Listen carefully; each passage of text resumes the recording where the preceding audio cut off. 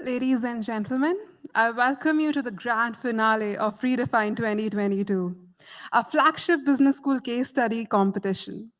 This year's REDEFINE grand finale is extra special.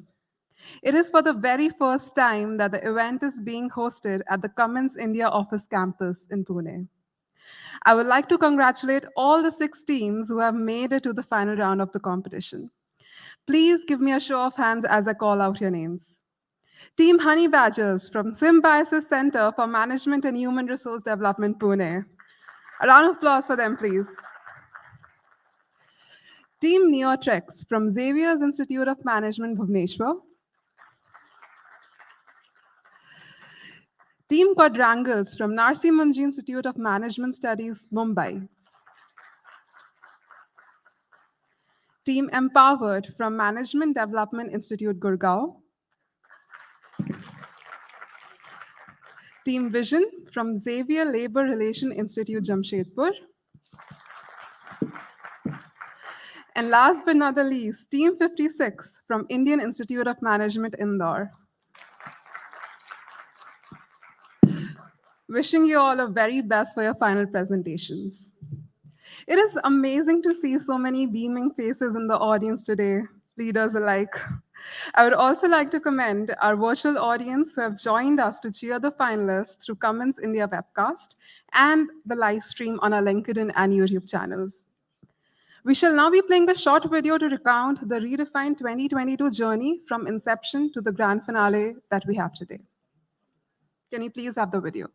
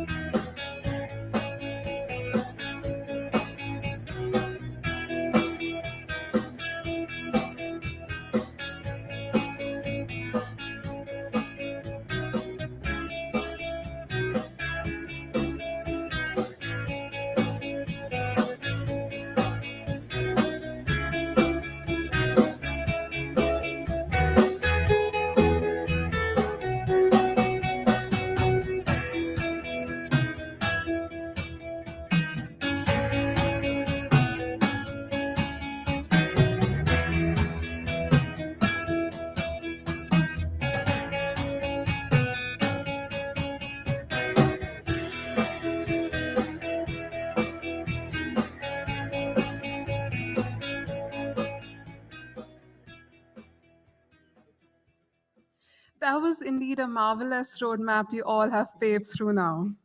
It is so exciting to see our journey that the finalists have mapped. For the opening address, I would now like to please give a huge round of applause for this person, though, please. Ashwath Ram, Managing Director, Cummins India. He'll be joining us virtually for the speech.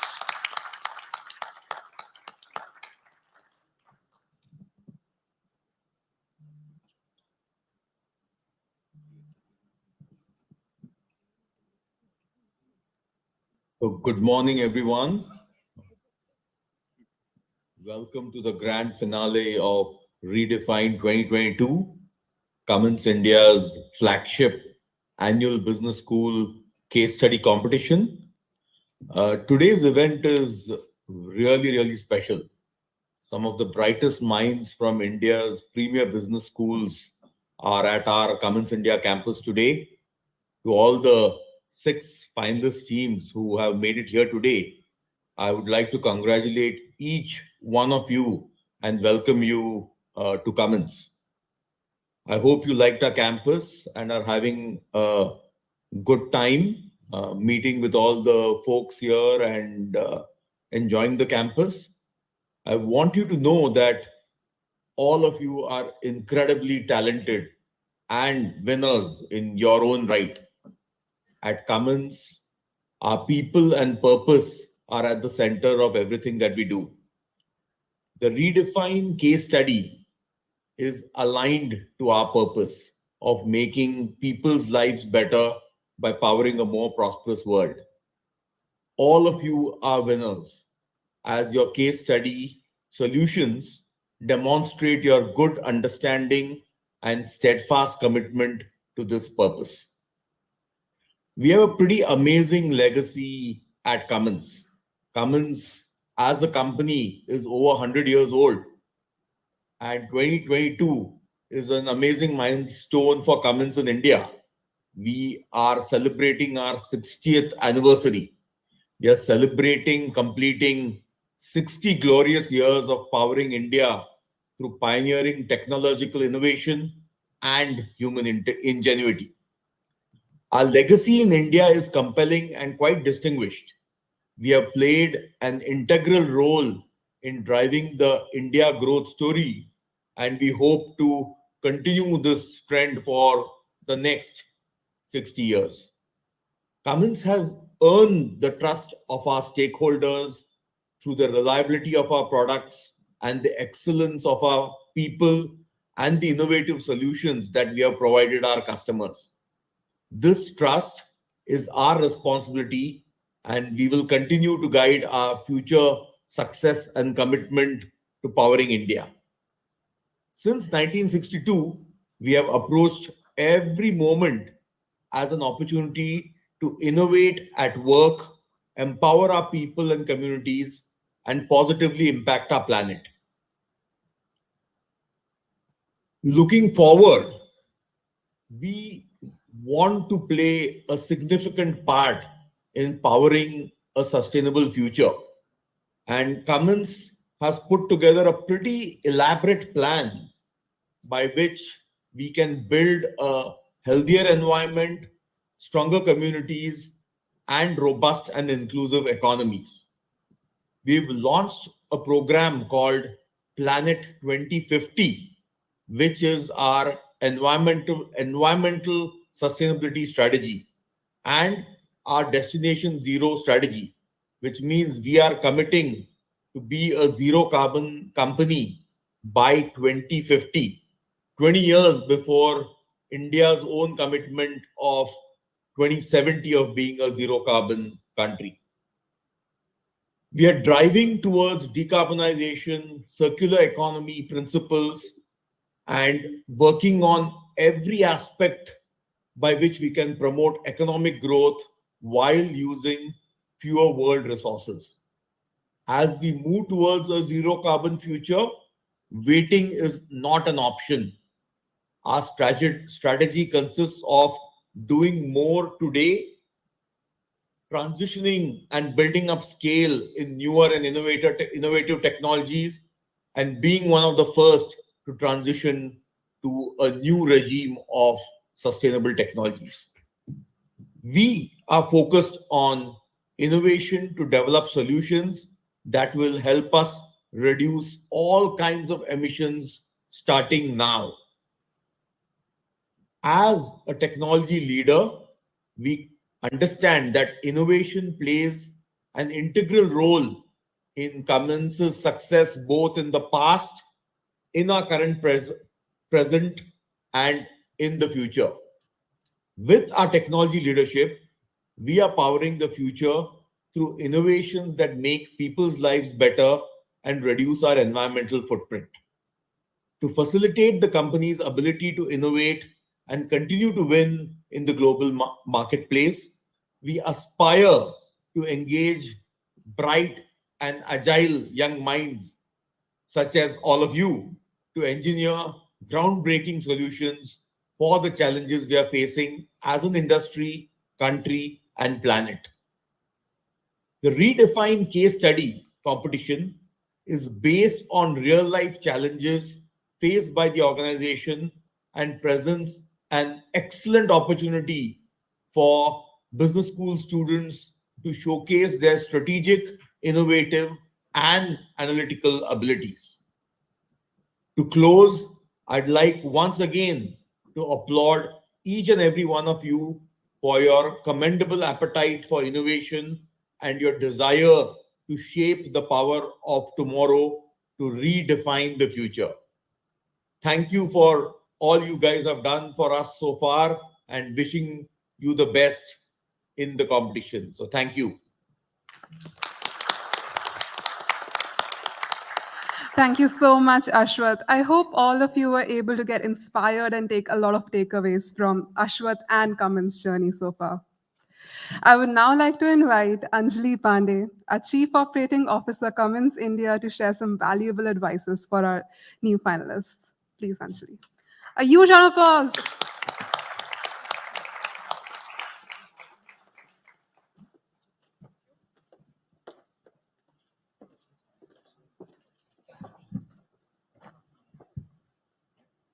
Good morning.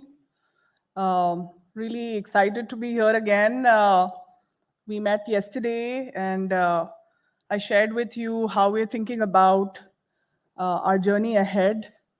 Um, I know yesterday you all went through the tech center tour also, so keen to understand how you felt about it.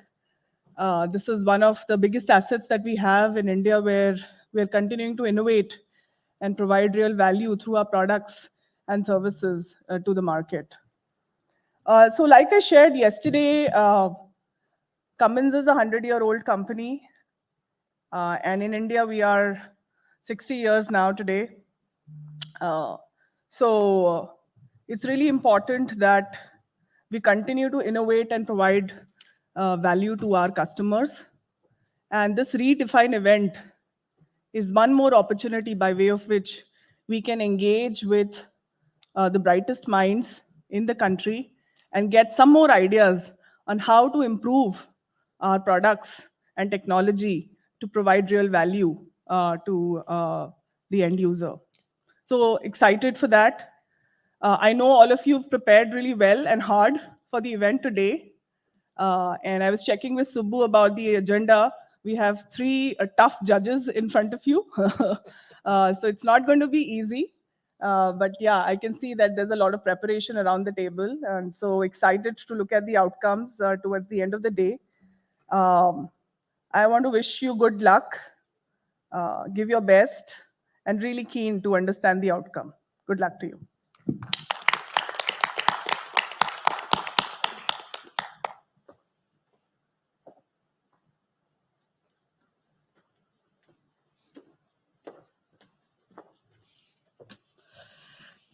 Thank you so much, Anjali. I hope that leveled up the spirits even higher for everyone. Yeah? As the excitement mounts, I would like to introduce our esteemed jury for Redefine 2022 Grand Finale. Can we please have the applaud rolling for this one? Comprising of Cummins India's leaders, the jury will assess the team for cognitive, innovative, and analytical abilities. Today's jury's members are Anupama Kaur, Human Resource Leader, Cummins India. Subramaniam Chittambaram, Strategy Leader, Cummins India. And Manoj R. Nair, Director, Project Business, Cummins India. A big round of applause for the jury, please. Okay, so we'll kickstart the competition now. I would like to invite Team Quadrangle from Narsi Munji Institute of Management Studies, Mumbai, on stage to present their case study solution first. Everyone, a huge round of applause for your contenders as well, yes?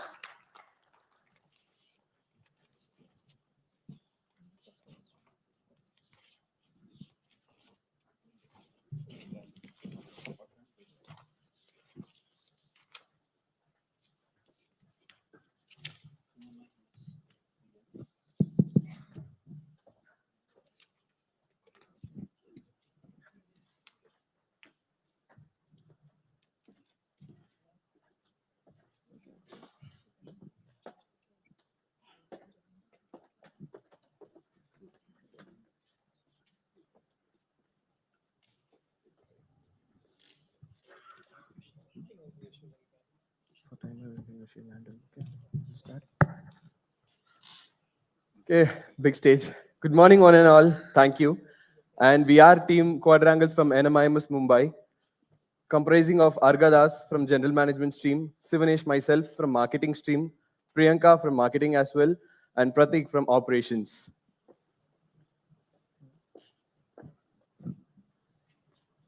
So without further ado, let's move on to our case study. So basically, this is our take on the case. So there are four different sectors: defense, marine, mining and oil and gas. And basically, we're trying to expand into the defense as well as the marine sectors. So our basic objective here was to understand how the growth strategy should be in the next 5 years and the business segments that we need to focus on. And this we did through the feasibility study as well as a thorough analysis of the industry frameworks. And this was done through the primary and the secondary research through one-on-one interviews as well as focus group discussions with engineers, industry heads, and college professors. So what was the pain point identified? So we understood that 59% of the resources are still non-renewable, and the major challenge is to make it green. And also, the government regulations are frequently changing, and there's a huge scrutiny on us. So let's get into the sector analysis now. So in terms of different sectors, defense sector, we can see that the performance-linked initiatives have been increased, and also the over 50,000 crores of investment that government is ready to make in terms of the batteries as well as the indigenization. And they are trying to develop more into the submarines as well as the drone technologies.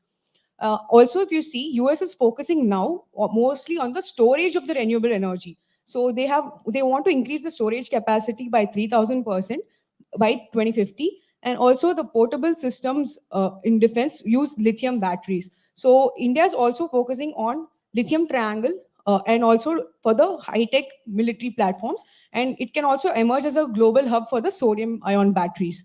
So moving on, we can see that the competitors like Exide and Bharat Electronics are also in the race with us. Looking at the marine segment next. So India has 12 major ports and 200 plus non-major ports. And the government of India is pushing to run its all major ports through renewable energy resources and pushing majorly through wind energy as well as solar energy for 60%. And many private leaders are following that. And when we go forward, we are able to see that hydrogen has been evaluating and undergoing research as an extensive fuel, and at the same time methanol for port operations. Government of India is also pushing lithium-ion batteries for container transports. At the same time, electrification of cranes, CNG, LNG, and again electricity for the port operations.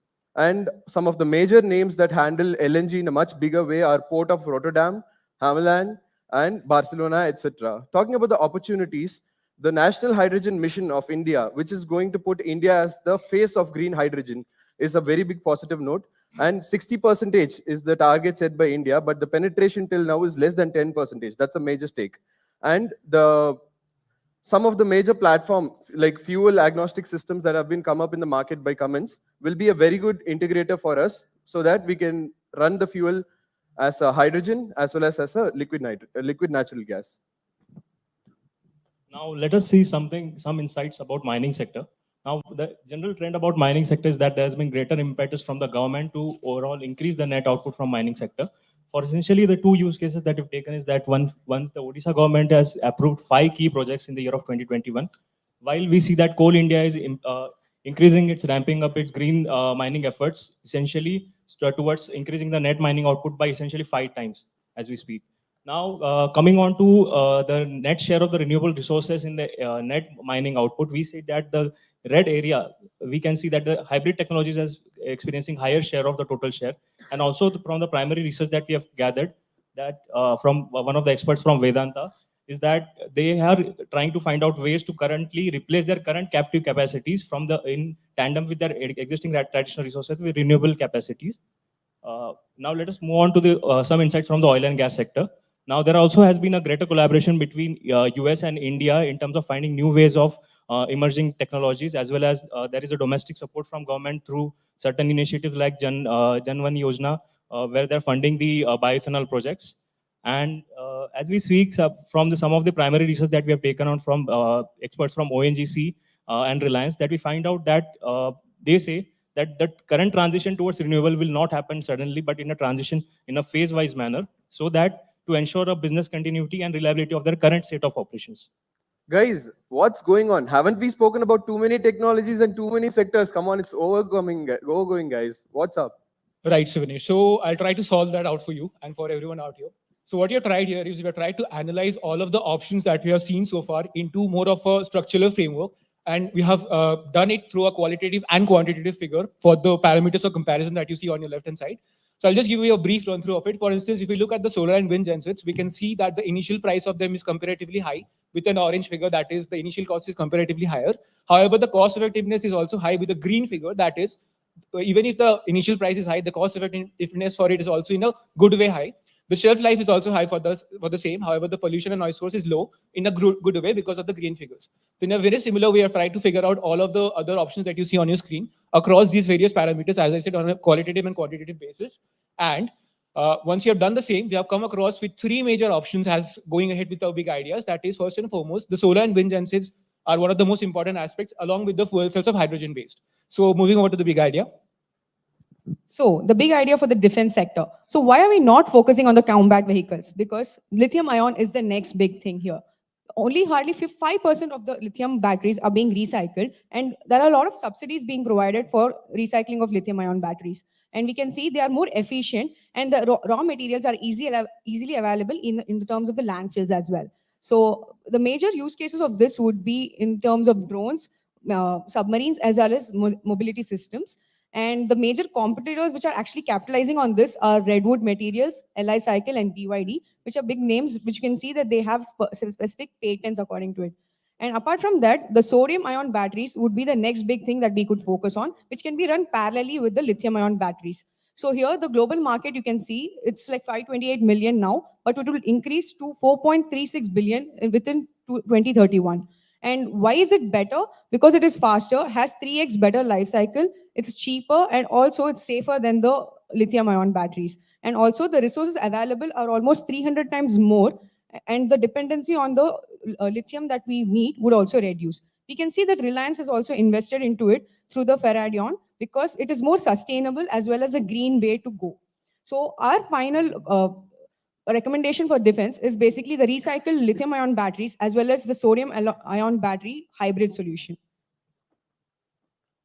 So let's look at the marine segment right now. In marine, first let us look at the viable options. Talking about solar, it has the highest production per watt installed with almost 61 gigawatt energy capacity installed. At the same time, wind energy is the second, and it has almost 41 gigawatts of energy capacity installed, whereas the target has been set to increase it further by 30 gigawatts. But our solution here is going to be niche. So we are focusing on liquefied natural gas and at the same time about hydrogen gas. So why these two? Liquefied natural gas actually gives us the option to go on and enable ship-to-ship bunkering, at the same time shore-to-ship bunkering, which will be a very good prospect going forward. Let us see how. And also hydrogen has a very high energy content per mass, and at the same time green hydrogen solutions are being propelled. That will be the leader of the green fuel systems going forward. And this is a survey that was conducted by a SMM firm that was asked to the industry veterans of the shipping industry. And we can clearly see that hydrogen and liquefied natural gas are the two most demanded fuels that will be asked for in the future. And we got the same confirmation from one of the industry leader from Gesco Shipping as well, the Great Eastern Shipping Company.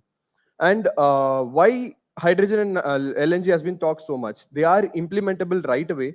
And at the same time, LNG solutions have been propelled across many geographies around the globe. And if we consider Asia, China and South Korea are the only countries which have ship bunkering and shore-to-ship bunkering as well. And the Asia-Pacific region is supposed to carry more than half of the demand going forward. And what are the benefits? The hydrogen and LNG are one of the cleanest burning fuels. And LNG, the liquefied natural gas, is easy to carry, transport, even in case of leakage, which again leads to a global warming case. It is better to clean it up very easily. And incorporating this into the current operation energy mix going forward, this LNG could be a very good backup system for the energy solutions that are available right now. Let it be wind, let it be solar, or let it be even the hydrogen coming in the future. So it will be a very good investment going forward. So considering multiple options, we have concluded that hydrogen and LNG will be the best for the marine. Now let us understand some of our solutions for the mining sector. Now we have tried to understand the mining into three stages. Like first is the beneficiation process, which consumes around 25 to 30% of the energy. Next comes the extraction, which consumes around 40%, and the rest of it is consumed by the material handling and on-site operations. And for the same, we have tried to ideate the solution into two parts. First, wherein the on-site mobility will be powered by the biofuels and the electric powered vehicles. Whereas where there is a case of on-site load, where we'll be implementing the hybrid setup of solar and wind powered, which is connected to the grid by a net powering system, which can extract the excess amount of power generated back into the grid during peak load. Now coming on to the oil sector, we have tried to segment our solutions into two cases basis on the different business objectives that we had. First off is what to maintain the business continuity and operations. We have tried to recommend the wind farms on the offshore sites of these operations, and which will be complemented by the carbon capture storage in order to forward the environmental aspirations of the company, since they are also looking out to reduce their net carbon emissions in the future. So all in all, the wind power and the solar power hybrid solutions combined with a carbon capture storage technology will be the way to go for this sector.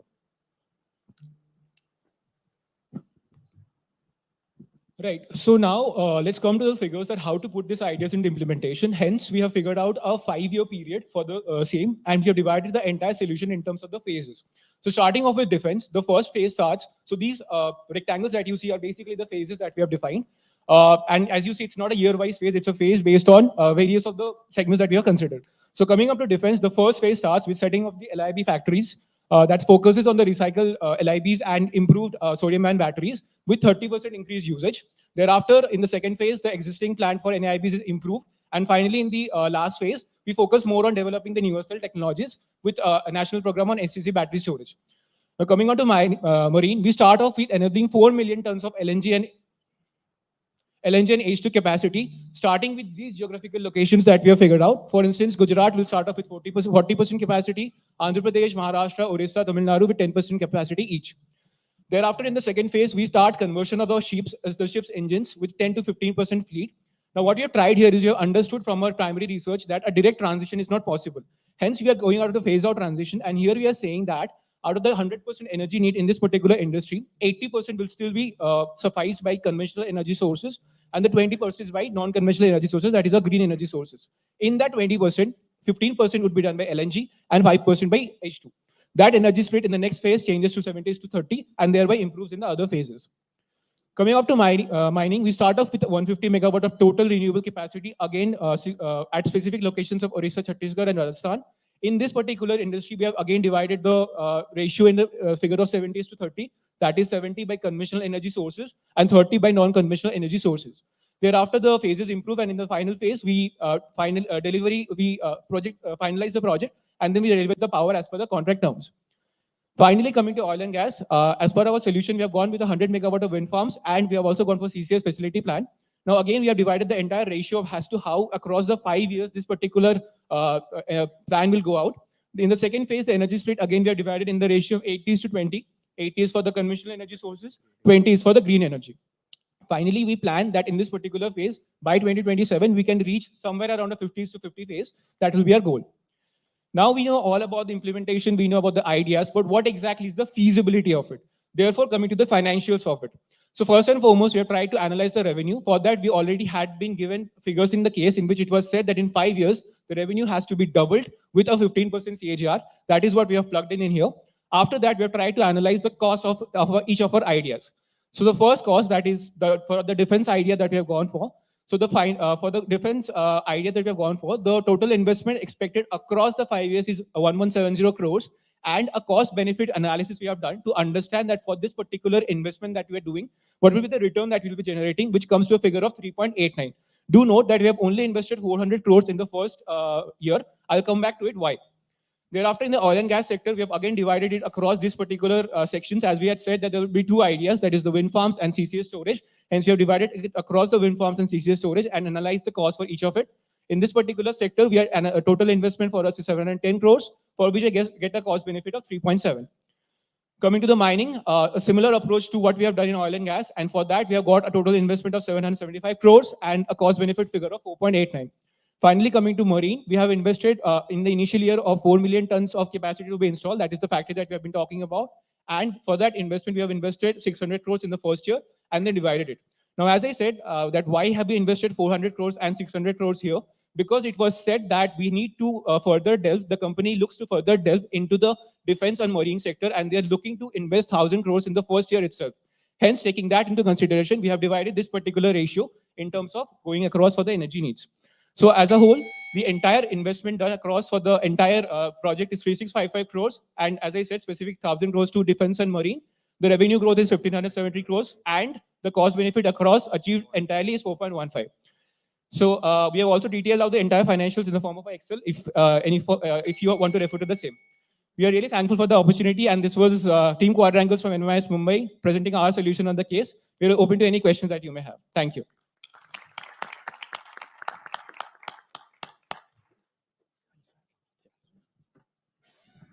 That was indeed a great performance by them, wasn't it? So, firstly, I would like the jury to please ask them the questions if they have any. Firstly, I must congratulate the team for doing such an extensive work, right? A lot of details have gone into the presentation. So very good work on that. A few questions that I had.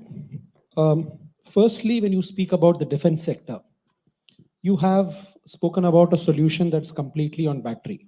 Yes, sir. Don't you see this as a risk?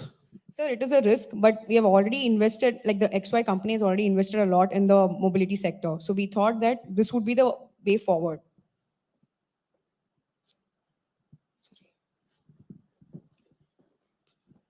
So that's why we thought that this would be the way forward, sir. Like we've seen that they are, like even in the defense sector, they are investing more into the mobility solutions like drones and even the submarines, which need these kind of lithium-ion batteries. And in the future, this would be the need of the hour. So that's why we wanted to focus on that.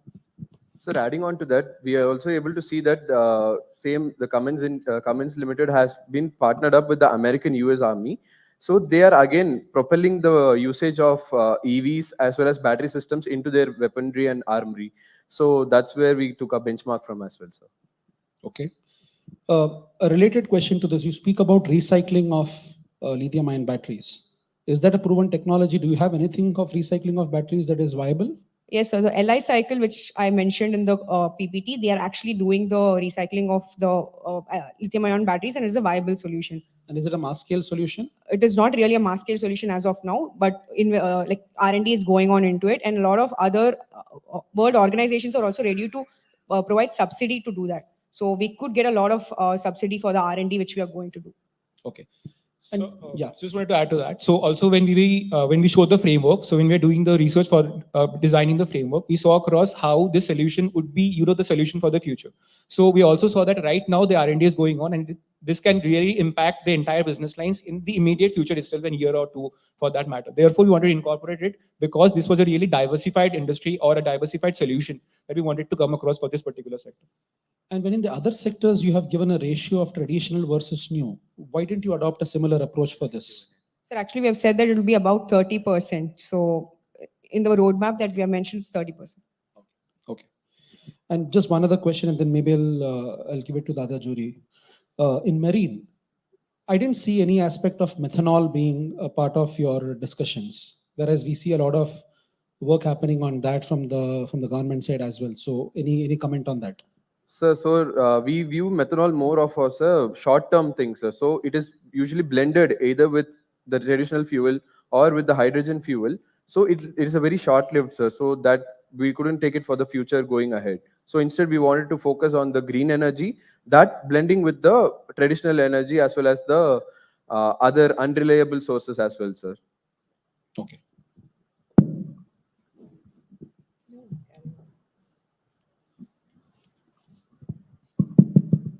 Am I audible? Yes, sir. Yeah. Okay. First of all, very good presentation.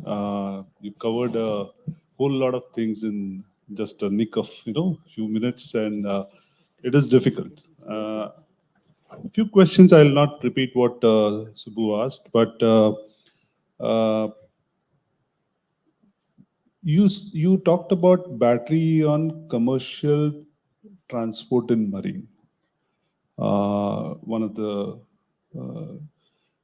do you have any use cases for commercial transport globally? Sir, we have spoken about commercial transport in port logistics, sir. So inside the port for their operations, let it be for a crane handling container as well as for container movement, or the port logistics that's happening. That could be propelled with the lithium-ion batteries. So that's for the support vehicles that are used in the ports Correct, and sir. not for the freight. Right, sir. Okay, that clarifies. When you talk about sodium-ion batteries, what are the use cases that you researched on? So actually, they have a similar use case as to the lithium-ion batteries, but the problem with the sodium-ion batteries is that the efficiency is almost 30% less. So more and more R&D is going on to it, but most of the countries are trying to like replace lithium-ion with sodium-ion batteries because of the cost involved as well as the recharge. Like they are faster in recharging and everything, and also the sodium reserves are 300 times more. So that's why the research is going on heavily into the sodium-ion batteries right now. What's the flexibility you have when in your final solution you talked about setting up lithium-ion Yes, sir. battery setup? What's the So flexibility? basically, in a lithium-ion battery production cycle itself, we have understood that one more line of sodium-ion can be easily put into place with like a minimal investment. So that's Is why the process same? the similar processor, like the basic in terms of the catalyst and all that it is involved, the production cycle would comparatively be same. That's what we understood. Okay. Also, sir, adding on to that, also in the roadmap, also we showed that we start off with the lithium-ion batteries, and similarly on a smaller scale, we start off also with the sodium-ion batteries. And as we go on across the phases, we start more and more R&D on that, and we implement that on a larger scale. So that is the way we have divided that particular. I'm not sure if I saw a split of that. So we haven't split it. We have just talked about how in the upcoming phases we focus more on that, and we start off with lithium-ion batteries as part of a strategy. Okay. When you talk about LNG and hydrogen and marine, have you guys thought about safety? Sir, yes, we have considered safety also into place, sir. That's why instead of barging into it, slowly, so initially we'll have a transition phase. Like when the bunkering happens, the liquid will be carried instead of the gaseous state itself.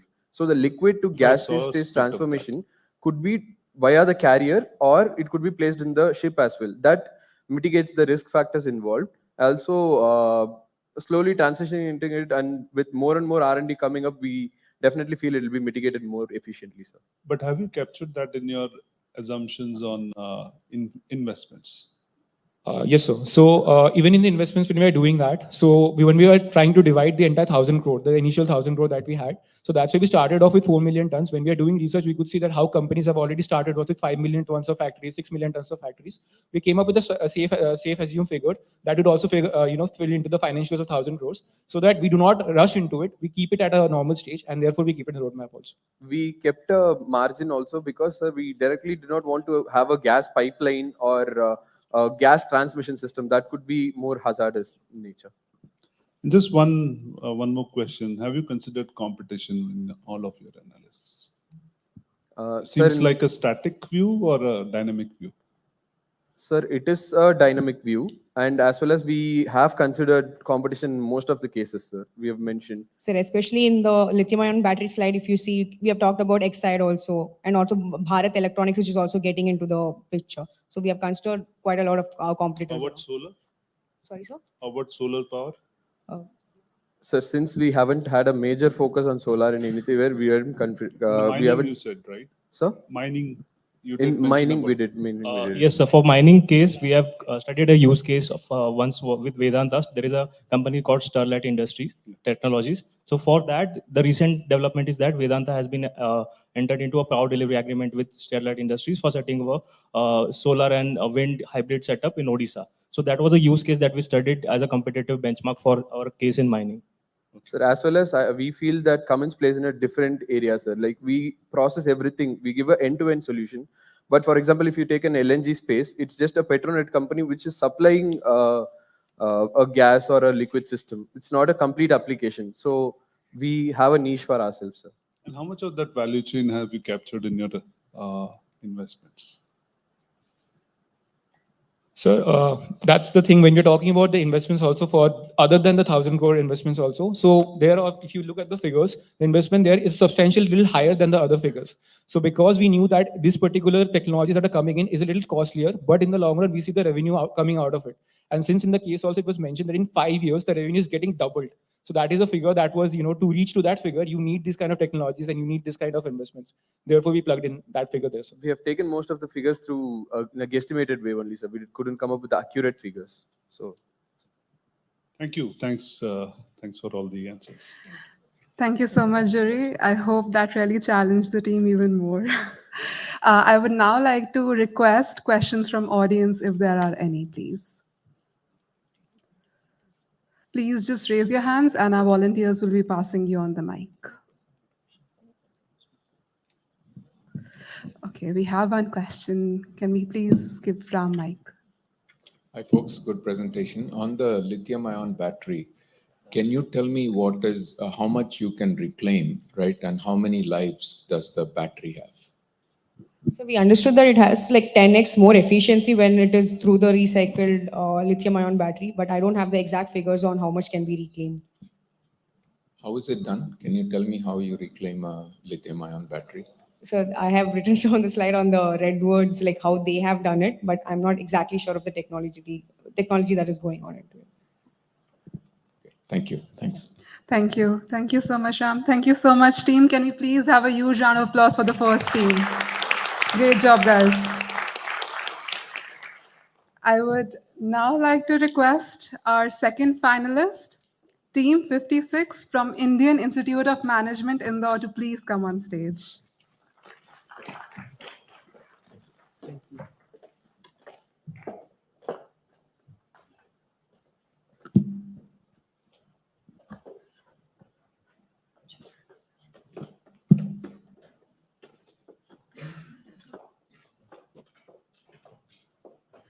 Before we begin, I think everyone here is curious about the story behind your team name. Why Team 56? So Chappan is the name of a very famous food street in Indore. So since we are proud Indoris, we named ourselves after that food street. So Team Okay, Chappan. that was really creative. You may please begin your presentation now. All the best.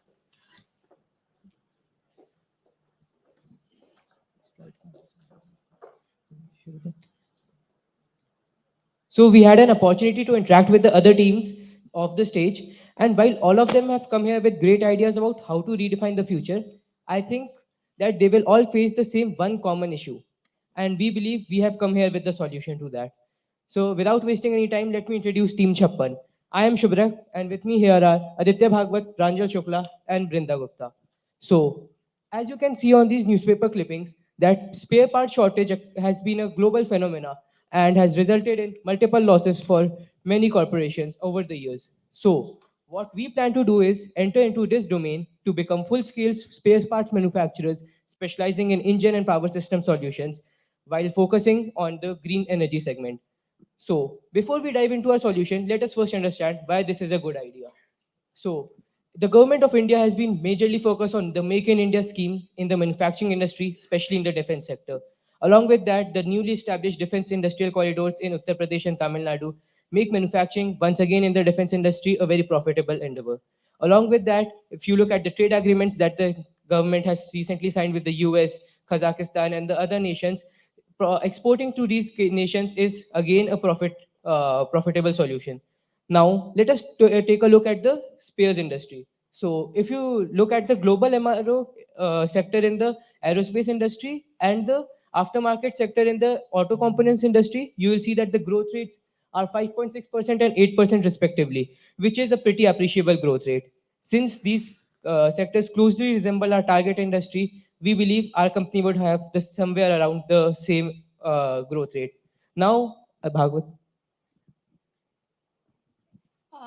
So thank you, Shubhak. So now talking about the spares industry, where exactly would we want to operate?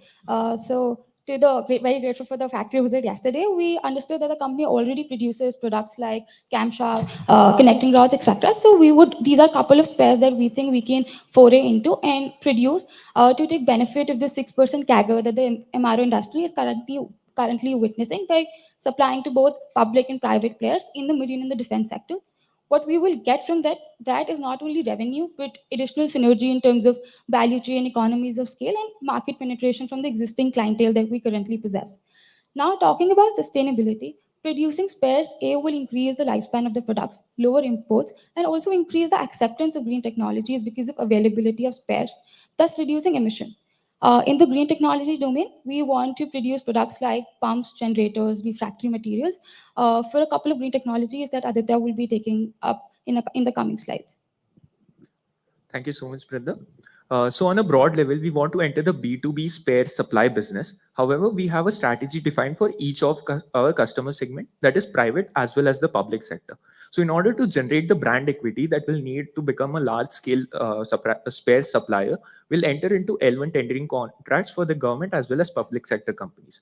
Once we generate the credibility as well as brand equity out of securing a government contract, we'll then tap into the private sector. In the private sector, we will be focusing on upcoming as well as budding private players who will need our services as spare parts. So once when we catch them in their early stages, we'll be able to grow as they grow. So their progress will be a proxy of ours. Additionally, we will focusing on the exports area, as Shubhra earlier mentioned, with deals that have been signed with India in other low-income countries.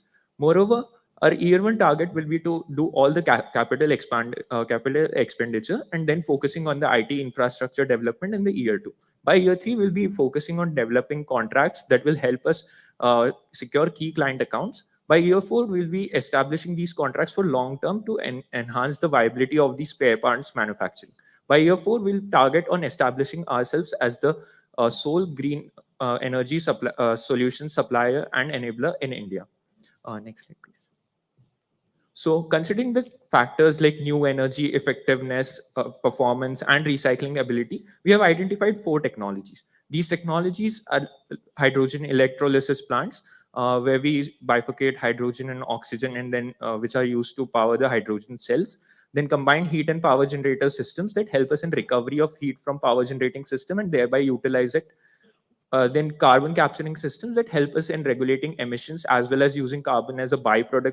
And finally, the gas blending systems, which will enable us use a blend of diesel as well as gas in many of the engines that we have, which will not only provide optimal performance balance, but also help in reduction of cost.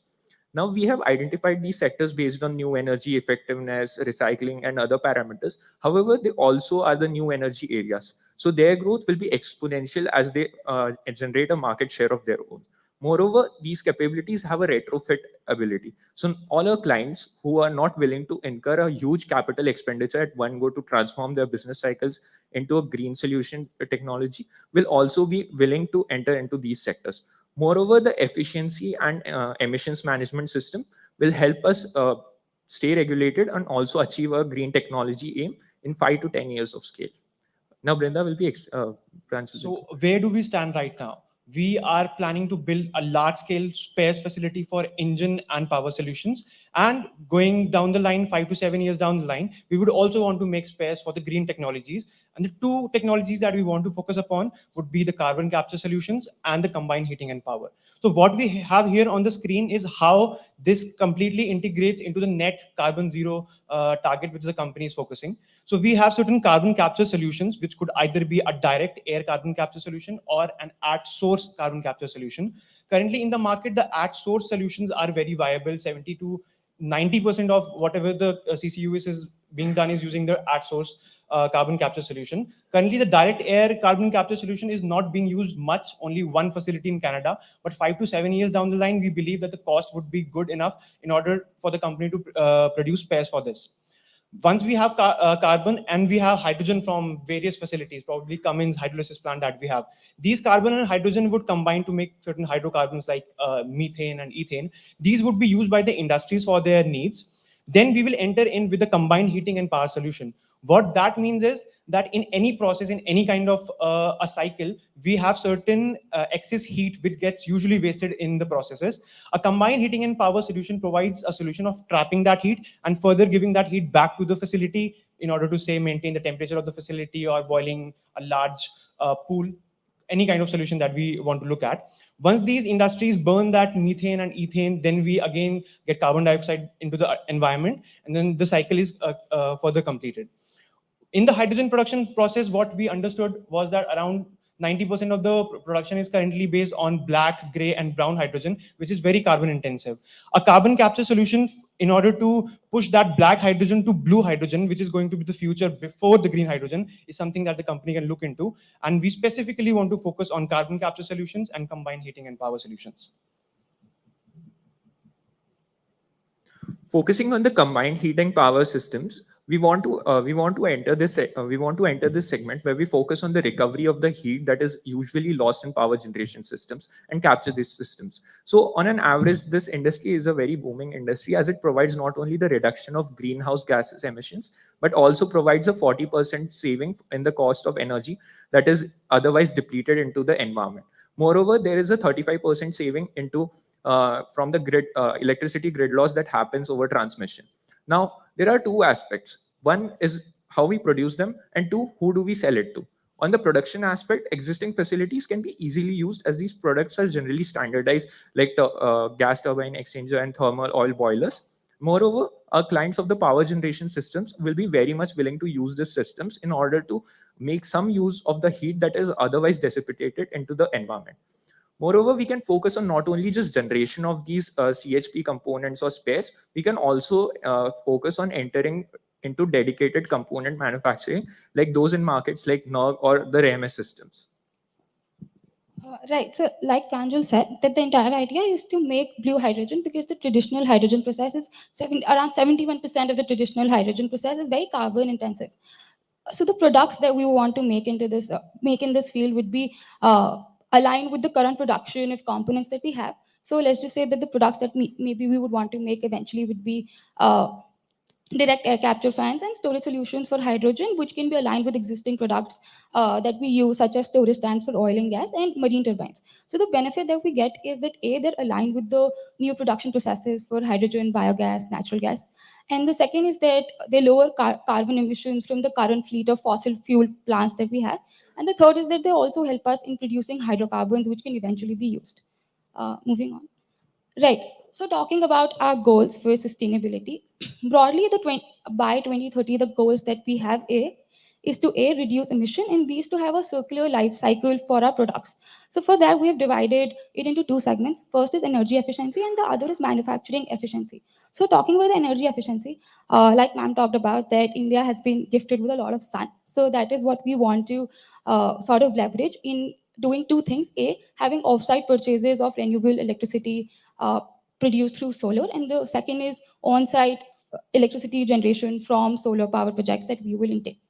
Talking about manufacturing efficiency, the entire idea is to have a more efficient system from the entire value chain, starting from sourcing of raw materials, having an innovative eco-design, to having a more efficient manufacturing process in terms of additive manufacturing and new technologies that we have talked about.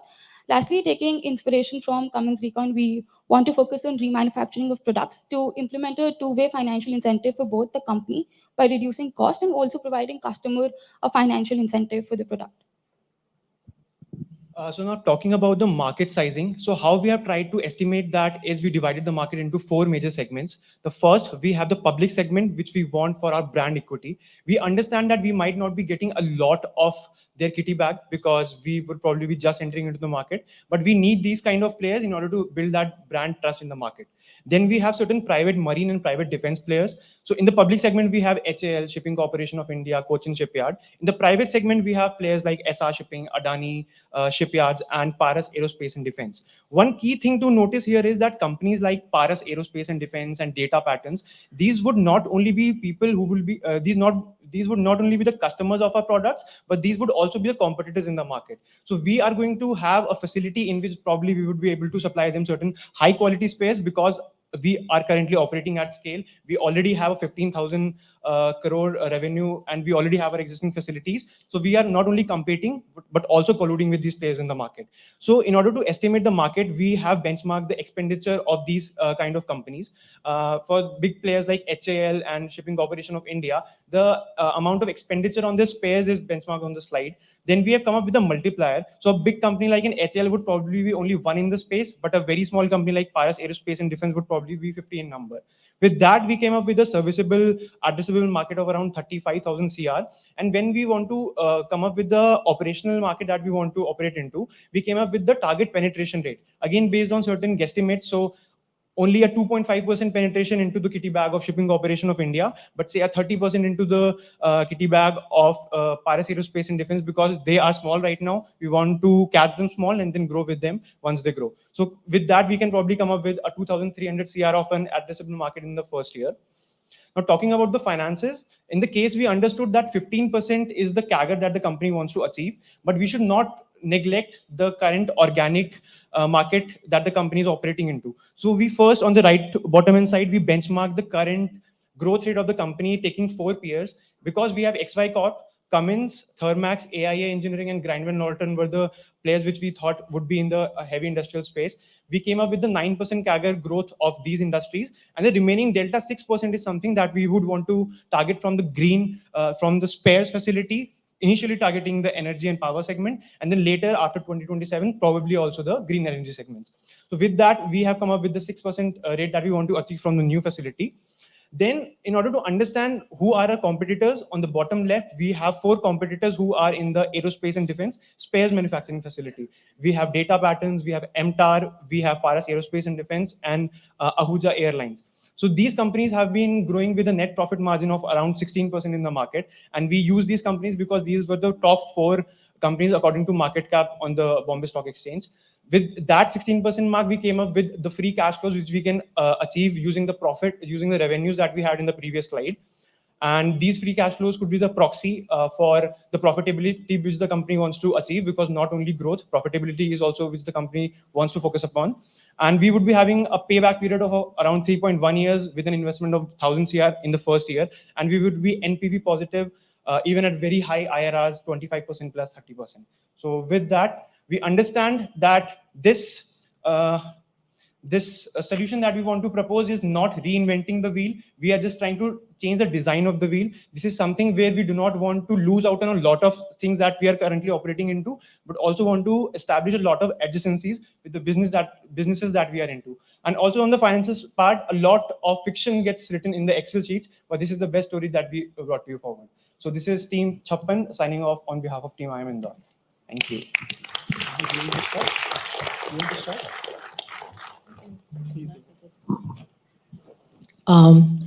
Very good name, actually. I mean, that we had smiles on our face, and it just reminded us of our days when we were also in Indore. I have some simple questions, so you need to just simplify this for me a bit. You've said that you would want to begin with 60% of investment in the capital, right? While in subsequent slides, I also saw that you're talking about leveraging the current investments and assets that we have. I'm unable to correlate. Then why are we not sweating our assets? And what is the 60% really needed for? And would it be better then to divert the investments in IT or, enhancing the technology? So that's the first question. Related to that is, you said that you want to do first year investment and then second year later on and then third year. What's the logic of saying we want to phase out the investment? Would that really help to achieve in the next 5 years what we are aiming for? So when we went to the factory yesterday, we understood that Cummins has the facility to prepare crankshafts and camshafts for their engines, but they do not have the capacity in order to give it to, say, a Tata or say any only the spare part of it. So we wanted to increase the capacity which the company currently has, and that was where the 60% of capital expenditure was going into.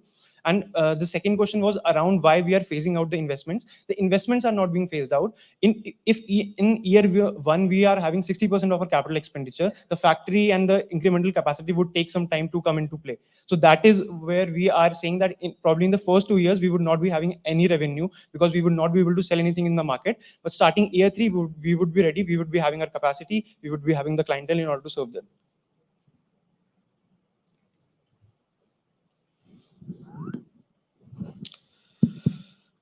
So a very different thought in terms of how to approach the problem.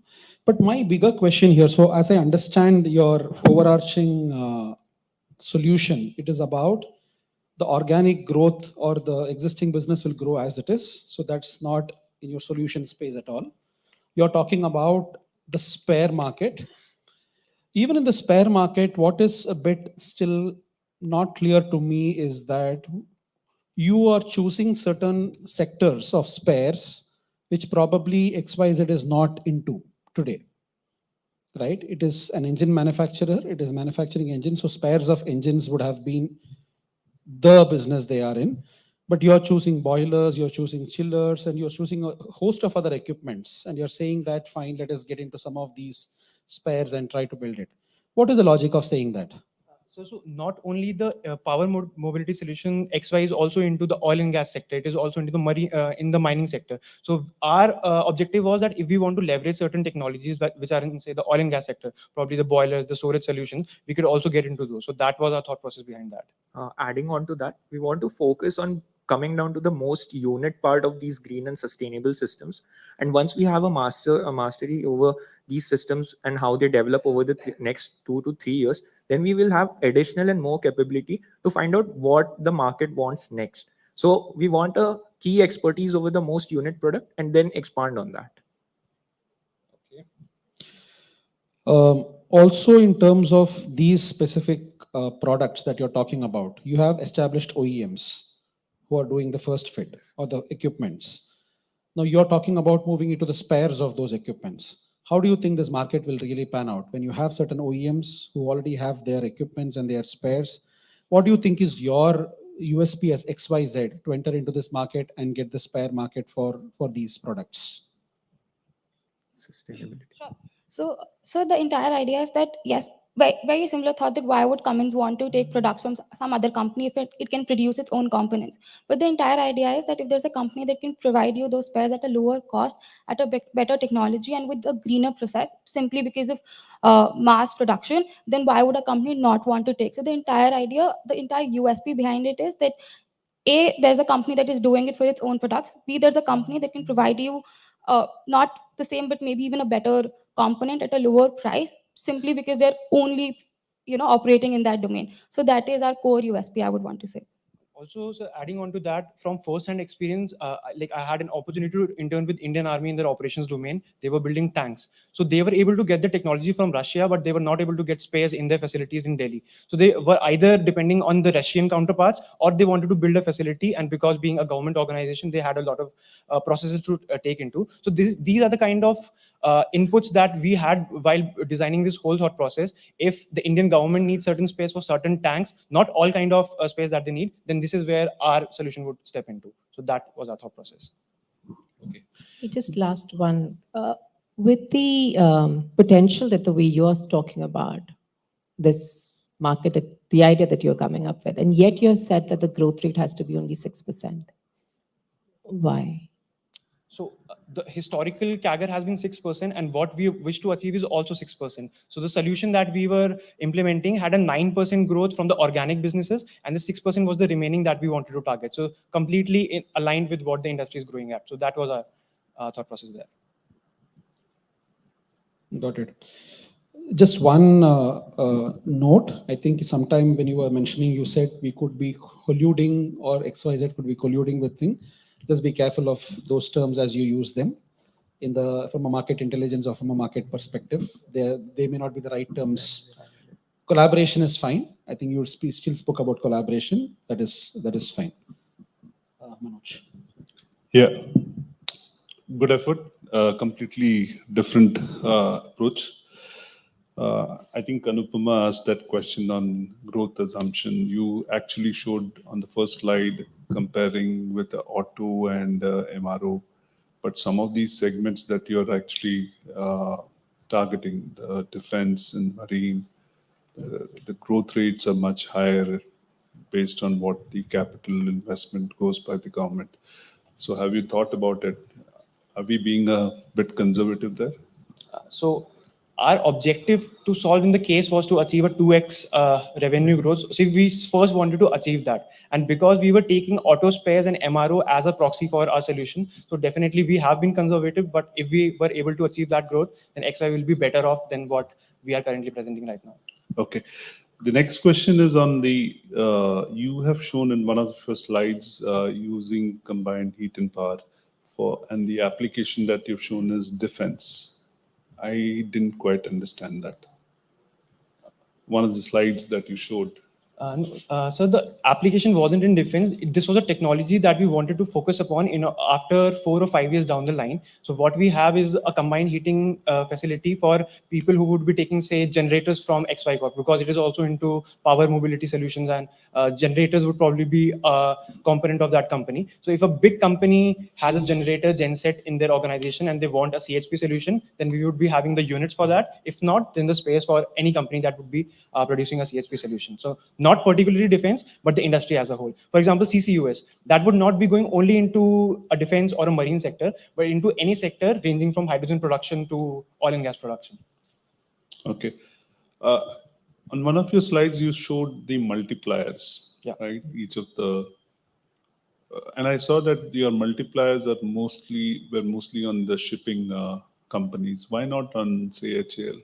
So what we understood was that HAL is one big giant mammoth in the room. We would only be able to get that one HAL if we are good enough in order to generate that key sales account. But when we are talking about marine, we not only have private and public companies, we also have certain ports. So on the Alang, there is one Alang port that wants to be carbon neutral and green in 20 or 30 years, if I'm not wrong. So in that segment, we would not be only able to give more spares and more solutions to different companies, but we would also be able to target different segments ranging from private ports, public ports, fleets, serviceable boats, etc. Additionally, we want to focus on the kind of barriers we might face into entering into a contract or tender with a company like HAL. Definitely, they won't give a very large portion of their business to us, depending on the risk that even they might face from having one contractor. However, with smaller companies, we can have a concentration of multiple of these companies, and thus the multipliers become large for smaller companies. One more point I would like to stress is that when you get a contract of some government agency, it does not guarantee you long-term stability. Because these are based on contractual basis and they will be revised in the future. But when you catch the private players young and you have a chance to, since you are the bigger player, you have the chance to dictate the terms of the contract and you have the chance to grow with these companies as and when they grow. So it gives you a long-term stability in terms of your future too. So that's why we want to focus on the smaller players and catch them young. And it seems that you have only captured the domestic market. Why? We did have in the market segment, we also had the exports part, but we were only trying to catch a very small part of it. India is currently having, I think, 17,000 CR worth of defense exports, and we were only targeting a 1 or 2%. We also talked about treaties that we have with USA, Kazakhstan, Philippines, Israel, and Mauritius. So these are certain segments, but because we wanted to first focus on the Indian subcontinent, we have very good defense industrial corridors coming up in Uttar Pradesh and Tamil Nadu. Our major Pareto focus would be on the domestic market and then also on the exports market. But and also she mentioned about certain the recon structure that Cummins currently has in the market. So we were also of the opinion that if we want to get into a remanufacturing or recycling of any part of or any solution that we are providing, we might be able to get a ship somewhere near, say, a Tamil Nadu, but not any product that we have exported to some other country. So that was our thought process of not focusing more on the exports part, but majorly on the imports part. Okay, thank you. Thank you so much. Just last question, I'm sorry. Twice during the presentation, you mentioned that getting a public sector order is critical for brand image and also getting with private. Yes. Why do you believe that? So the idea here was the L1 tendering system as it happens. There are many regulations and checks that these providers have to go through. So if XY Corp is going to provide to, let's say, a HL, they'll have to get their factories audited, their processes audited. Once this is done, it generates a huge amount of credibility that you have passed a certain government standard check and you are supplying to these players. Now you just need that brand equity to be credible to those private players. Once you've done that, there are n number of private players who are ready to buy from you. And we are not producing everything for everyone. We have certain segments that we want to focus upon. Private would be different, public would be different. The underlying technologies would be the same, but the strategy to approach them will be different. So that was our way forward. Okay, thank you so much, team. That was quite a unique presentation, much to think about. Do we have any questions from the floor, audience? Okay, please, can we give round mic? Thank you, folks. Good presentation. When you're talking about things like forgings, right? You talked about crankshaft, connecting rods, and so on and so forth. Have you sort of looked at what is the investment to get a foundry going? And in the end, what sort of volumes you will need to recoup the investment you're putting in, and how many years it takes to recoup. You straight away went into Kager and things like that. That's fine. But on the front end, there's going to be so much investment. That's why if you look around the world, there's probably only just a handful of players who can do these sorts of large parts and components from a foundry perspective. Have you done some of that? Right, sir. So on the question that you asked yesterday, we asked the mentor on the engine floor that what is the highest, which component of the engine is the high contributes the highest towards the engine cost. He said that it is the engine block. So we understood that if there are certain technologies that would need a lot of investment, we would not be investing into those, but certain ancillary products. For example, if we are able to get raw material easily, let us say aluminium or whatever the hardened steel is, we would be able to machine that easily in the current existing facilities of the company. So that was our thought process of not investing a lot on certain specialized kind of technologies, but only on the ancillary product, which would be adjacent to what we are currently doing in the remaining 4 segments. So yes, we have not done that, but our thought process was to only align with what we are currently doing and not spending a lot on anything new in the market. Also, since we would be having a lot many clients, we would be able to achieve the economies of scale at a much faster rate, because we would, since these are not very customized products, we would be producing similar kinds of products for a large number of players. We would to achieve the economies of scale, it would be much easier for us because of the large number of clients that we'll have. Any more? Okay. One more question. Hello. Yeah, just to add on to what was asked to you, I mean, you have made an assumption, and your USP is going to be that you will be able to give a better quality product in the spare market at a lower cost, right? Is my understanding correct? I'm not able to hear you. True. Yes, sir. Right. So in that case, have you actually thought of the challenges that you'll be facing in terms of overheads? I mean, you will be setting up a dedicated facility. There will be the lot of investments that the question was asked. How do you intend to be competitive in the market? You will not be, it's not a volume game, so economies of scales is ruled out ideally. So what's your thought process of how you'll be competitive in this market?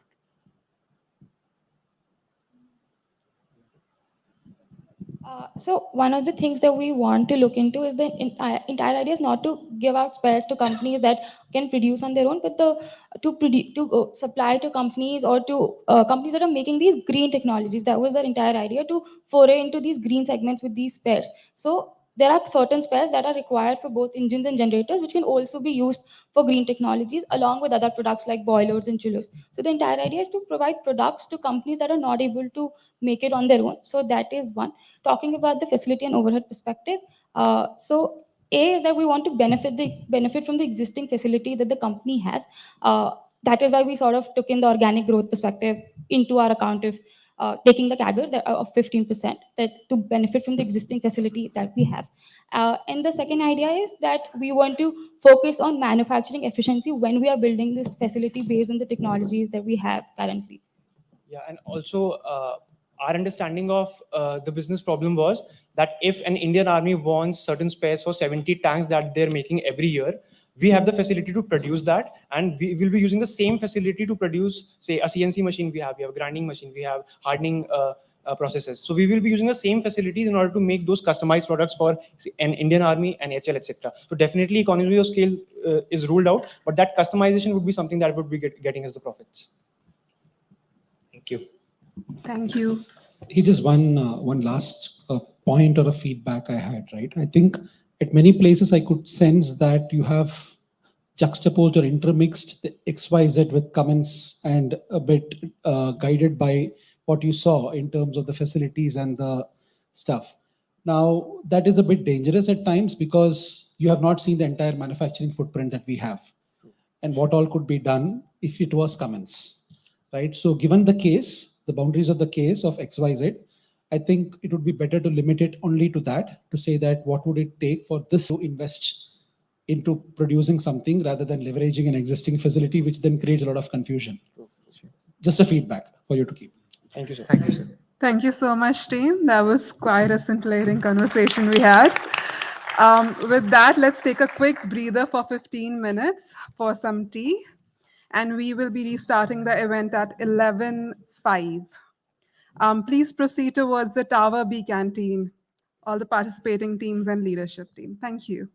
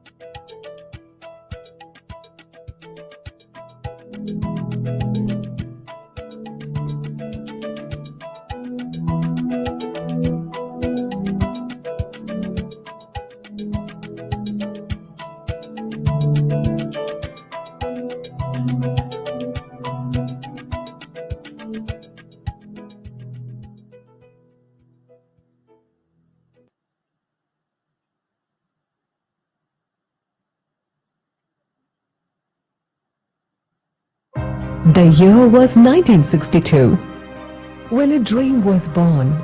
A dream to make an impact, a dream to power people, technology, future. A dream to be part of our nation's dream of unyielding, immeasurable growth.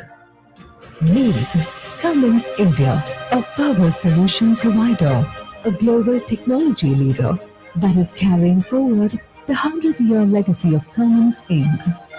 that is making people's lives better by powering a more prosperous world. And what the world, our nation needs are sustainable, cleaner, and more efficient power solutions, better infrastructure, better connectivity, and technology that impacts livelihoods as well as lives of people. So, we stepped in to enable all this and much more. Be it demanding environments or mission-critical applications, we have developed and continue to develop solutions that make a difference and create a lasting impact. From iconic monuments to iconic moments, from metro cities to the most remote locations, from industries to individuals, from cities to communities, from the earth to the moon, Cummins is truly omnipresent in India. Our brand promise is that of innovation and dependability. Our vision is innovating for our customers to power their success with excellence and integrity. And our global presence, expertise, enables us to provide fit-for-market, data-enabled, dependable, reliable power solutions for various industries. When India was at the cusp of industrial development, we were there when it called for sustainable development. We rose to the occasion, supporting emission norms of a cleaner, greener India with great innovation and speed. In fact, our world-class research center, CTCI, has been built to create and strive for sustainable solutions. It supports businesses and product lines globally. Powering big dreams of our nation requires world-class facilities, like our state-of-the-art campuses, an extensive presence and broad service network.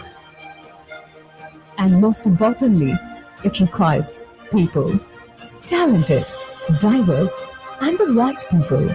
At Cummins India, we believe that success stems from powering the potential of our people through a collaborative culture that values each person's uniqueness, through leadership, well-being, diversity and inclusion, learning and development, and of course, fun. Work-life integration is not just a buzzword for us. It's our way of life. When you power people, you power growth. Cummins has been powering India for the last 6 decades, and we plan to keep our legacy growing. Because growth cannot stop, and neither will we.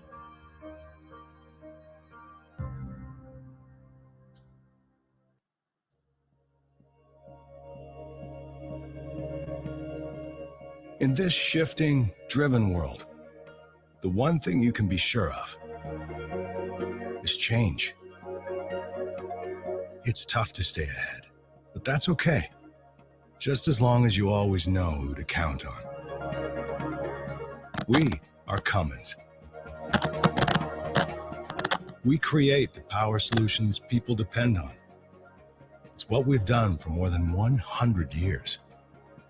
Sure, all that history makes us proud, but the future pulls us forward. However good we are today, we know the best is yet to come. Our business is endlessly shaped by our customers. What they need defines us. And what they say makes us stronger. Who are they? Everybody. But whether their challenges are personal or global, we do everything in our power to solve them. Because no matter where you're headed, we've got your back. And we're with you all the way. And we never forget how our actions impact the people and the world around us. So whenever there are choices, we make sure we do the right thing. This is what we do to power a more prosperous world. And that is never going to change. That's why we're always trusted, always innovating, always customer driven, always responsible. For a world that's always on.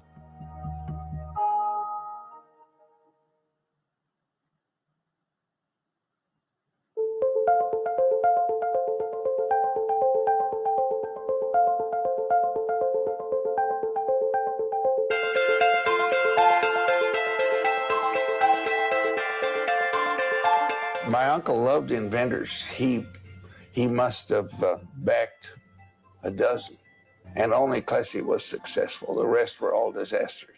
Well, he was one of the most charming people you'll ever meet. He was a genius in the sense of Henry Ford, Thomas Edison, and so forth. He said that once told me he'd done the 8th grade more thoroughly than anybody else. He'd done it 3 times. As often happens, when you're the only player in a business, business is not very good. The market for diesel engines exploded when we began to get competition. We concentrated on building an excellent service organization all over the country, and felt that that serving the customer in the way he wanted to be served was a key. It still is, and we worked very hard to correct flaws and push the technology. Whatever you do in this world, you've got a responsibility and the privilege of doing it the very best way you can. The best is none too good for any of us.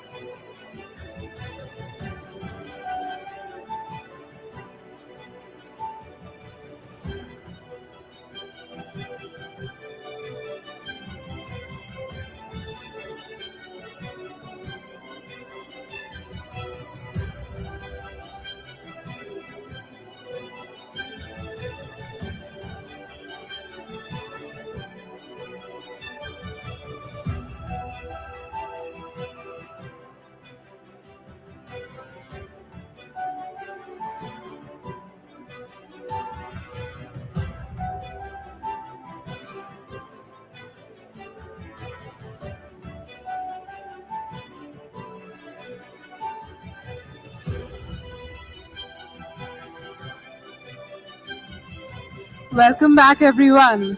I hope the nerves have been paced in. We'll be continuing with insightful solutions from these brilliant teams. I would now like to invite upon Team Empowered from Management Development Institute Gurgaon to join me on stage to present their case study, please.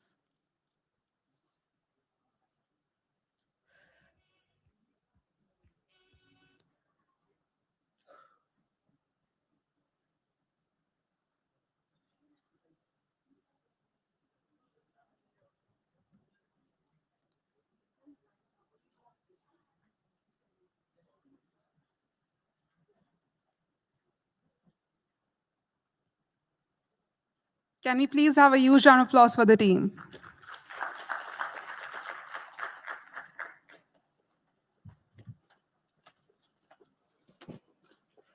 This one for the next slide, right? Yes.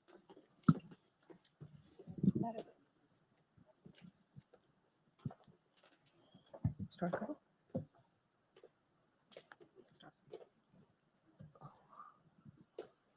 Shall we start? Yeah. So it takes true strength of character to redefine your limits by pushing past them.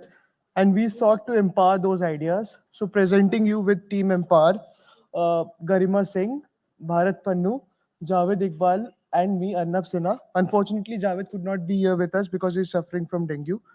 So moving ahead with the next, yeah.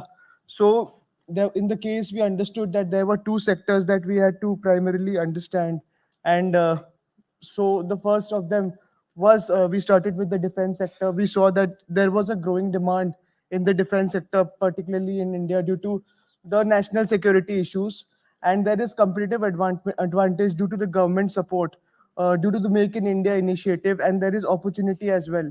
So some of the few highlights or insights that we saw in the defense sector was that around 2.5% of the GDP is spent in defense, $11.3 billion defense sector market size. There are two industrial defense corridors, one present in Uttar Pradesh and one in Tamil Nadu.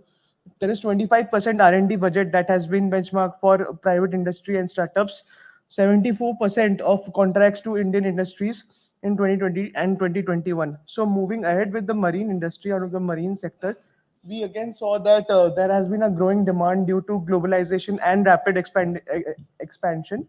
There has been competitive advantage because India has around a 7,500 kilometers long coastline, which is interspread with more than 200 ports. And government support has been there due to the Shagamala initiative and the Maritime India Vision 2030.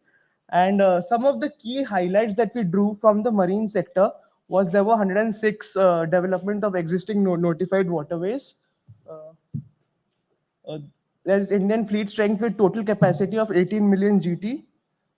And there is a 30% share that is given to the global ship recycling market and around 2,400 MTPA of total cargo handling capacity of Indian ports and a 5% growth rate in capacity of addition to ports till 2022. So moving ahead into the next slide, no, the previous one.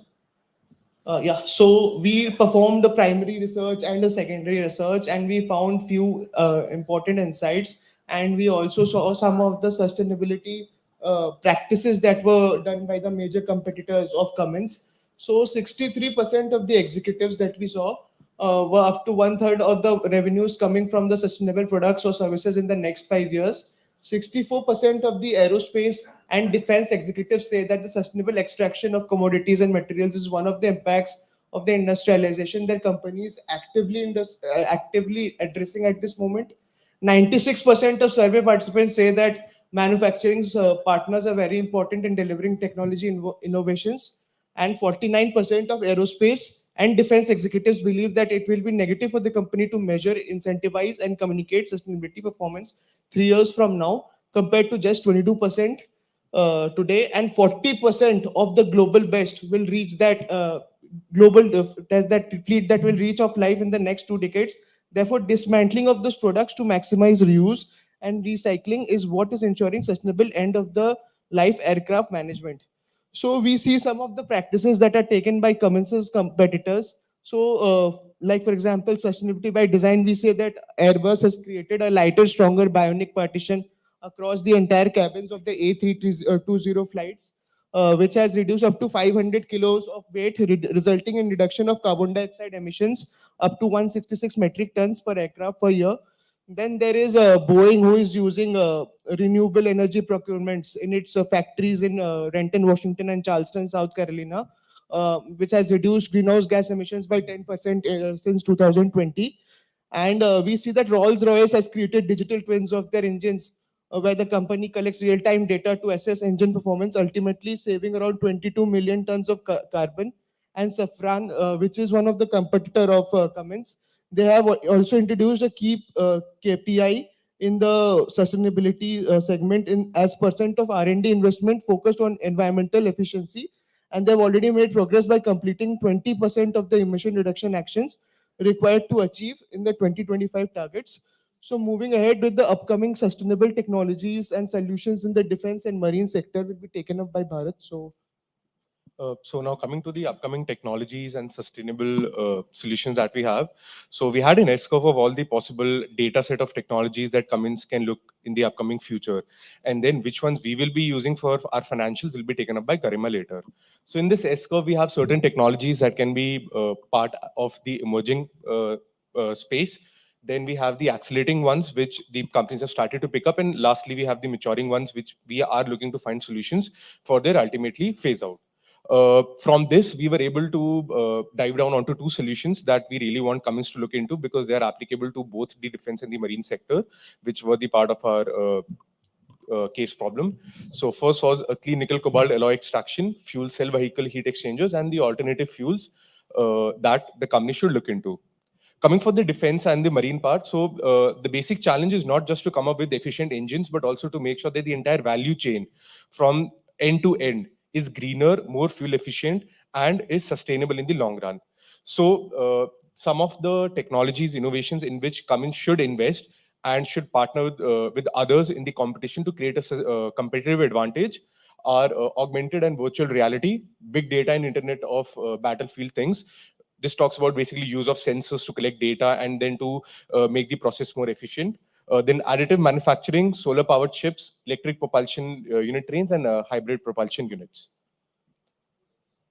Now, these are the set of technologies which are in the emerging part of the field and now are applicable to both the defense and the marine, which the company has to invest in order to make sure that they are present and they have a footprint in all of them. So they come under the solar energy for propelling mobility using of batteries, renewable hydrogen on which would help us in large scale decarbonization. Then for the fuel cells, which could be used for heat exchangers, the PTX factor. So this is a technology that converts electrical from renewable sources into energy and then can be used to eventually power the machines. Then hybrid turbochargers, power to gas for turning renewable electricity and CO2 into e-methane and e-hydrogen. Green gas, here we talk about using multi-point fuel injection system, which provides for more efficiency into the engines in the long run. And lastly, we have non-battery power storage, so a smart battery system. Nowadays, with the Internet of Things, it is possible that the sensors can actually interact with each other and they can actually look on for a more sustainable answer to your issues. So the power delivery system become more efficient over line. One of the examples is how we have seen that every consumer durable is now coming up with inverter technology.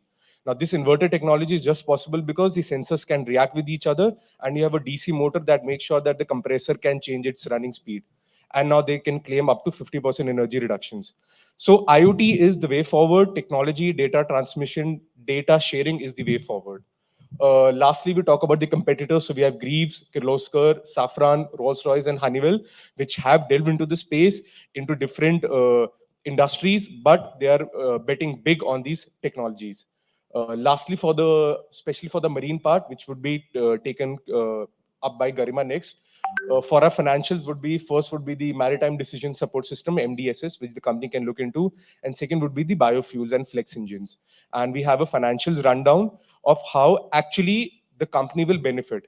And rather than taking a top-down approach where we have taken into what is the considerable market size, we went for a bottom-up approach that what eventually savings would be that our customers would be realizing. And basis on that, we have done our financials. That would be taken up by Garima now. Thanks, Bharat. So as you can see, we have listed down all the sustainable solutions that are currently prevalent in marine industry. So we have phased out all these solutions for over the 5 years. That is the time frame that was given in the case. However, for the first year, like 2022 to 23, we will be primarily focusing on maritime decision support system. As clearly mentioned by Bharat, data is the way to go. So talking about alternate fuels, last day also we discussed about the potential of biodiesel and paraffinic fuels. So biodiesel has the capacity to reduce carbon emissions by around 80%, and blended biodiesel of around 20% can be used in the existing engine equipments with less or minor modification in the current designs, and hence it's a very feasible solution to be implemented in the first year. Talking about the other sources of alternate fuels, while we are talking about biodiesel and paraffinic fuel, we can also explore the potential of generating methane from solid waste landfills, because that is also one of the areas of concern for the current society. The other alternate source can be municipal sewage digester gas, which has the potential to generate around 65 to 75 methane gas, which can be used in the engines and generator sets produced by Cummins.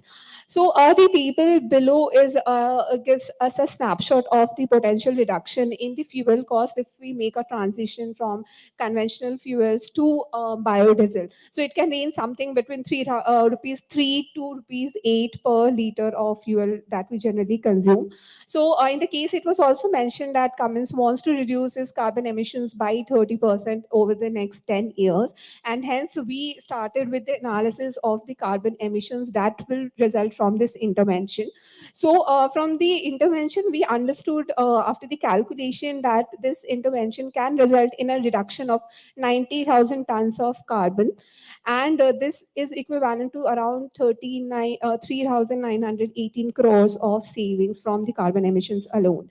So for this calculation, the set of assumptions have been listed in the table below. Talking about the maritime decision support system, here we are talking about leveraging machine learning and naval architectural models to analyze various data points and hence come up with fuel usage based on speed optimization. So we understand that speed optimization has potential to reduce carbon emissions, and that's why this is a system that can be actively looked into. So this system comprises of 4 main components, out of which PSO solver is the one that gives us optimal solutions by making a trade-off between fuel consumption and the service level that we want to expect from the engines. So for this intervention as well, we have done an estimation on the potential carbon emissions. So we can clearly see that the total savings for ships can range, it's around 1,000 crores that we expect, especially in the marine sector. So by combining both the economic cost for both the initiatives, Cummins can have a total social cost saving as well if it can reduce 30% carbon emissions, and that is of the range of the numbers that is mentioned. Here we can actually generate carbon credits based on the savings that we have leveraged. So talking about the revenues, it was mentioned that Cummins wants to double its revenue over the time frame of 5 years. Since we are mostly focusing on marine and defense industry, 6,000 crores is what we are generating currently as per the financials that was given. So over the next year, if we go ahead with these 2 interventions, we can generate revenue of around 6,900 crores. The reason of generating and the way how we can actually generate 900 crores has been explained in the table below. I think there's some issue with the formatting. So this 900 crores additional revenue will come from the change in pricing strategy of the current engines. So since we have highlighted the carbon emissions that would result from transition to biodiesel engine, we can make a transition to value-based pricing where Cummins can charge premium over the existing price. So for example, in case of MDS system, since the savings is more compared to what we have for biodiesel engine. So here we are proposing to charge a premium of 20% compared to biodiesel engine, where we are having a lesser carbon savings. And here we are suggesting 10% increase in the price of the engines that Cummins is currently charging. And this would result in 6,900 crores in the first year. So over the next 4 years, we have phased out the different solutions that we had listed in the earlier slides. So while we have talked about economic, social impact, it's also important to understand the qualitative impacts that would result from the interventions that we are targeting. So it will result in stronger financial performance. It will build trust among our shareholders, stakeholder. It would result in higher stock prices of Cummins as well, and would help in leveraging cost of capital in the long run. So after understanding the financials, we have also come up with a business model, which is sustainable business model that Cummins can look into to have advantage through sustainable business model. Cummins has to focus on 9 key attributes where they can innovate and expand. First one being scalability, second differentiability, reducing potential for commoditization or replicability, using network effects, harnessing business ecosystem, ensuring resilience in the system, and having an increased return to the shareholder and stakeholder. So yesterday also we talked about scalability. So that can be ensured through partnerships, leveraging digital technology, and also engaging and attracting the talent. So one of the models of partnership that can be actively looked into is hackathons, where we can work with shipping companies, cargo owners, etc. So thank you. That was Team Empowered. We are now open to questions. Thank you so much, team. Questions from the jury, please.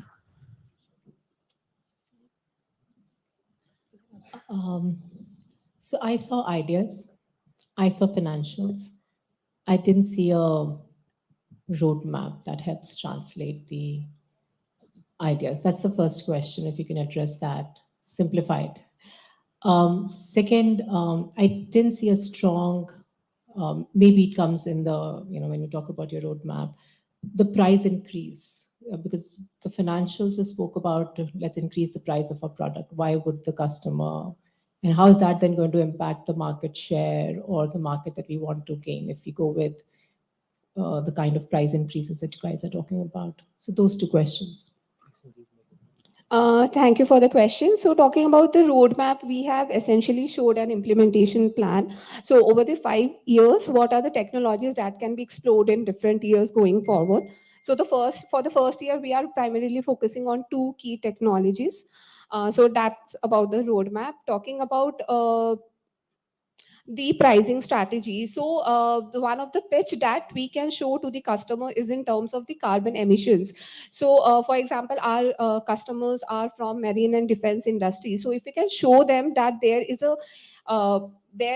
is a reduction in the carbon emissions, and the equivalent cost that they are saving on by using our engine, we can better ask them for an increased price. And to attain that double revenue, 6,900 was a number that we thought we have to achieve in the next year. And to attain that number, 20% and 10% was the price that we want to leverage from our customers. So it's essentially in terms of the savings that we want to charge them. Also, ma'am, the kind of experience that I have is from consumer durables in R&D. So especially for air conditioners and for other consumer durables, right now what we are seeing is the technology is very cheap, that of inverter technology. It's basically a sensor that tells the compressor to what speed to run at. So in terms of monetary, the cost up is hardly 5%, because all you need is a microcontroller. However, the price of an inverter air conditioner compared to a normal conventional air conditioner of fixed type is close to 30 to 40%. And they're able to justify this pricing in terms of the benefit the end consumer gets in terms of the energy savings. That is why we went for a bottoms-up approach rather than a top-down approach, because market sizing, these things are really relative in nature. You really can't predict the market share would be 5% or 6%. And that could relate to change in the numbers in terms of hundreds of crores. Whereas when you talk about the savings that a customer can get, it's really difficult to get wrong on that part, because you can actually do the testing and validate the results. That's why, based on the results of the carbon taxing and basically the savings from that, that number can be directly pitched to the customer.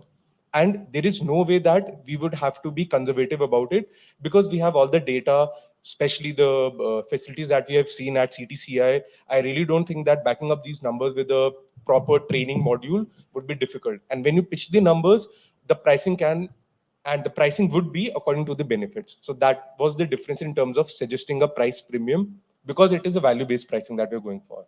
Because you can see the savings in the next 5 years when you run your equipments. So also why we are talking and why the customers will actually agree for this increase. So we have seen that there is a consciousness among the customers currently, and also the companies who are focusing on ESG goals. So if we can show that we are actively working in this space, we can build trust among our investors, hence resulting in higher stock prices and lower cost of capital. For the customers also, there is a tremendous research done in this space which shows that customers actually values companies who are operating in this sustainable space, and they're ready to pay premium for this service if it can ensure sustainability. Two questions. First one is the biodiesel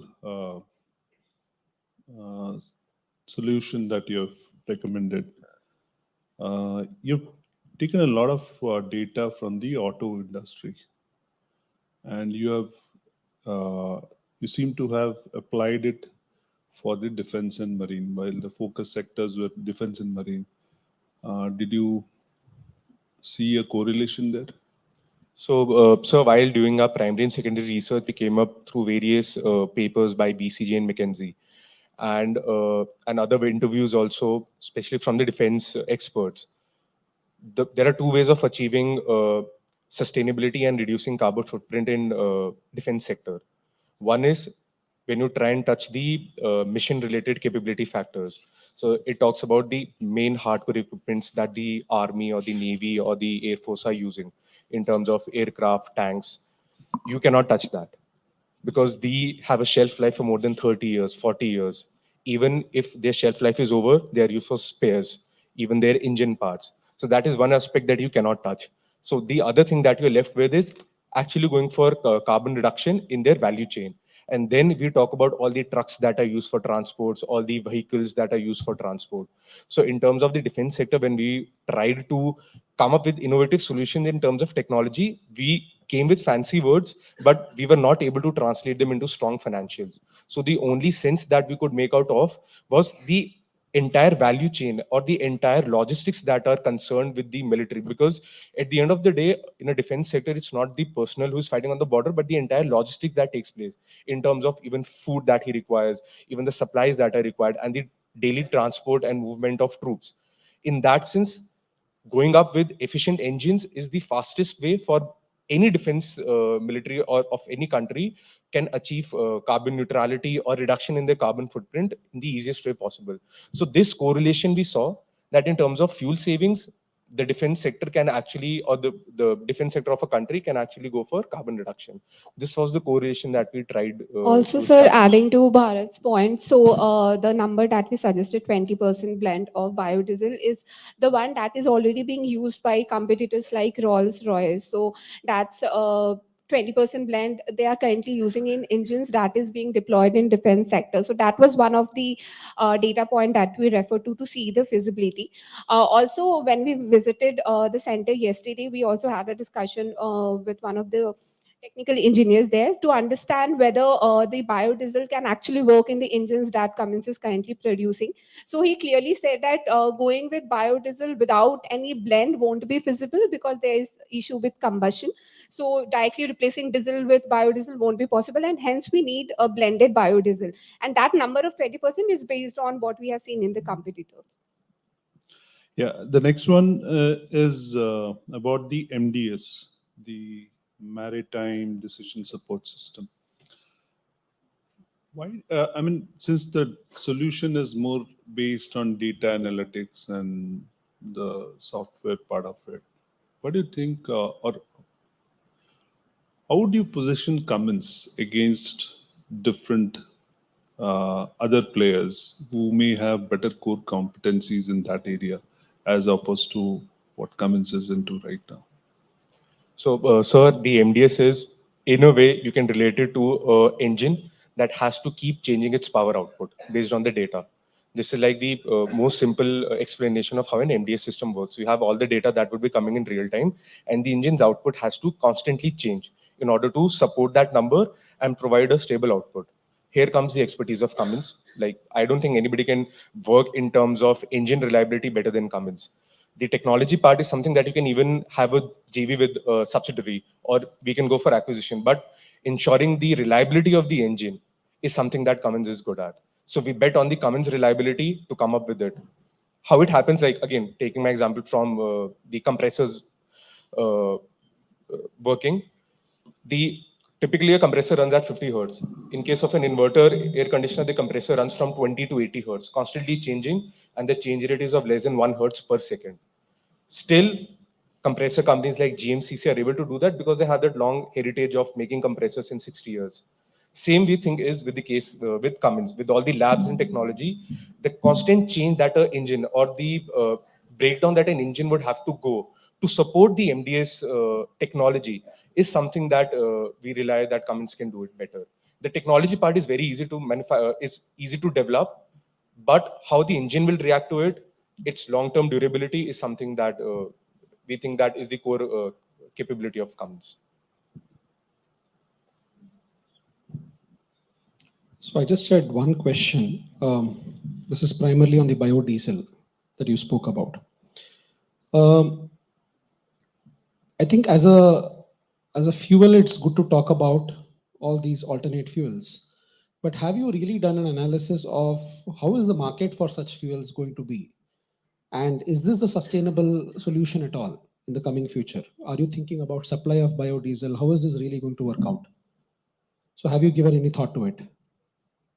So, sir, like again, we have made the transition from BS4 to BS6, and now the government is pushing for be it flex fuels or hybrid engines. So there is a buzzword around, and with that comes the opportunity to be the first movers. We cannot completely rely on the market share part, and that's why we completely removed it from the financials also. In terms of there being an opportunity, we try to delve into the financials. Second, about the procurement part, so we see that recently only the Indian Oil plant in Panipat, the Prime Minister, he inaugurated a new plant that would go for the blended diesel part. And especially with the farmers, mainly from the sugarcane farmers, there have been talks about how to get rid of their farm loans. So there is an entire ecosystem that is ready to be tapped for. It's just that the auto industry as a whole, primarily talking in terms of the cars and SUVs, these manufacturers were not ready to take up the initial cost burden that would come up, because if things are going well, why to innovate?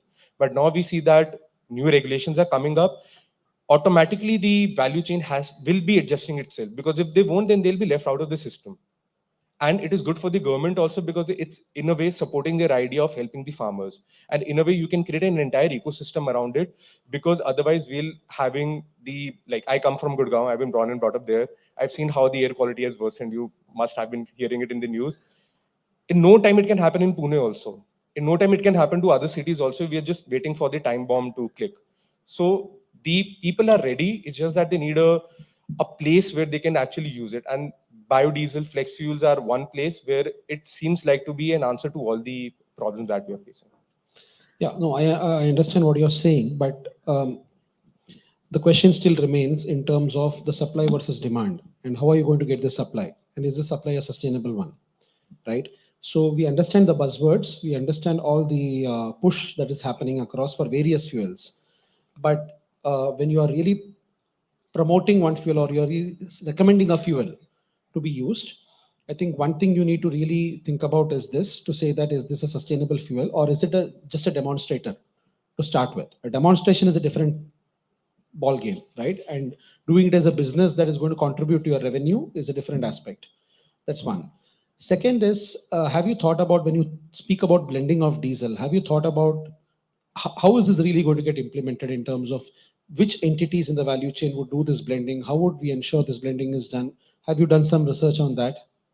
So coming to the first part of how the value chain, we take it as a very good suggestion. After going, we'll definitely look into it, because we could not get into that depth.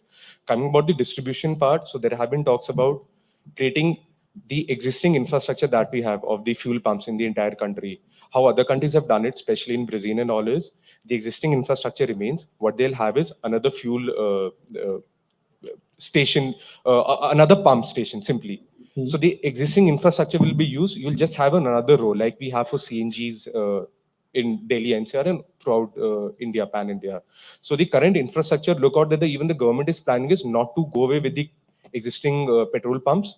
Just have another fuel station over there, which can serve to the new engines also. Because again, if we try to shift the entire existing fleet into the new one, then we'll again have a great challenge ahead of us. So it will be gradually phasing out, like we did with BS3, now coming talks in terms of BS4. So the existing infrastructure is what will actually play in our strength. People see it as a disadvantage that you know how to do with the makeover. It is actually an advantage. All you need to do is have another dispensable station. That's it. So we'll use the current infrastructure only that can serve the purpose well. And eventually, with phasing, we hope the transition happens. Also, in terms of design, what we found on internet was currently they are exploring the possibility of multi-point injection system. So the same engine can work for biodiesel provided it's a blended one. So they talk about minor modification in the current fleet that we already have. And talking about biodiesel as a whole for the next 5 years, obviously there would be interventions, innovations going forward. Every year we have innovation. So we can't really rely on one of the solutions. So renewable energy, renewable hydrogen is also one of the technology that is being currently actively researched on, and hence that is also one of the areas that can be explored in coming 2-3 years based on its feasibility. Okay, thank you so much, team. Thank you so much. In the interest of time, we won't be taking questions from audience today. But moving on, we have our next team on stage. Can we have Team Neotricks from Xavier Institute of Management, Bhubaneswar?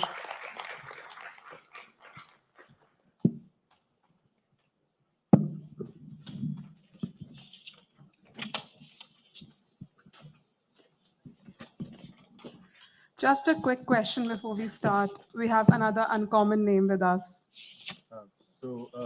What's the story behind it? The name Neotricks comes from the word Neotricks with the CS instead of X. However, like we decided to change the CS with an X for our institute. Neotricks basically means the change makers, the people who push a change forward. So Okay. we would like to start our presentation. I would call upon Rohit to introduce us and begin with the presentation. So, good morning, everyone. We are Team Neotricks from the Xavier Institute of Management, Bhubaneswar, and this is my team, Anvesh, Pragyashri, Diya, and myself, Rohit. And we are going to present our case on the XY Corps. And moving on to the first slide, we are going to start with the analysis of all the sectors that our XY Corp is involved in. Going forward with the marine sector first, which is going to be the prime importance for us in going ahead in the PPD. You can, on the top of the slide, you can look at the value chain that in the marine sector we have, and we have identified that in two parts where XY Corp can be a major player. One is the shipbuilding part, another is the repair and maintenance part. Now, what are the current trends in India? We have seen that government is investing in the Sagarmala project with an investment promised to $70 billion until 2035, and the development of inland waterways and many other investment of sorts. These all things points towards one thing, that there will be growth in the shipping industry, there will be demand for more ships, and hence market where XY Corps could enter. Same is the trend, worldwide trend. Moreover, it's not only about the growth in the shipping industry, it's about what the government is focusing on. It's the prime importance that it should achieve a zero net emission by 2017. That is one of the Government of India's initiative. So they are looking for investments in greener alternative fuels, and that is where we are going to present our case. Moving on to the next slide. Next is defense sector, where we have the only key player is the government. We have to deal with the government.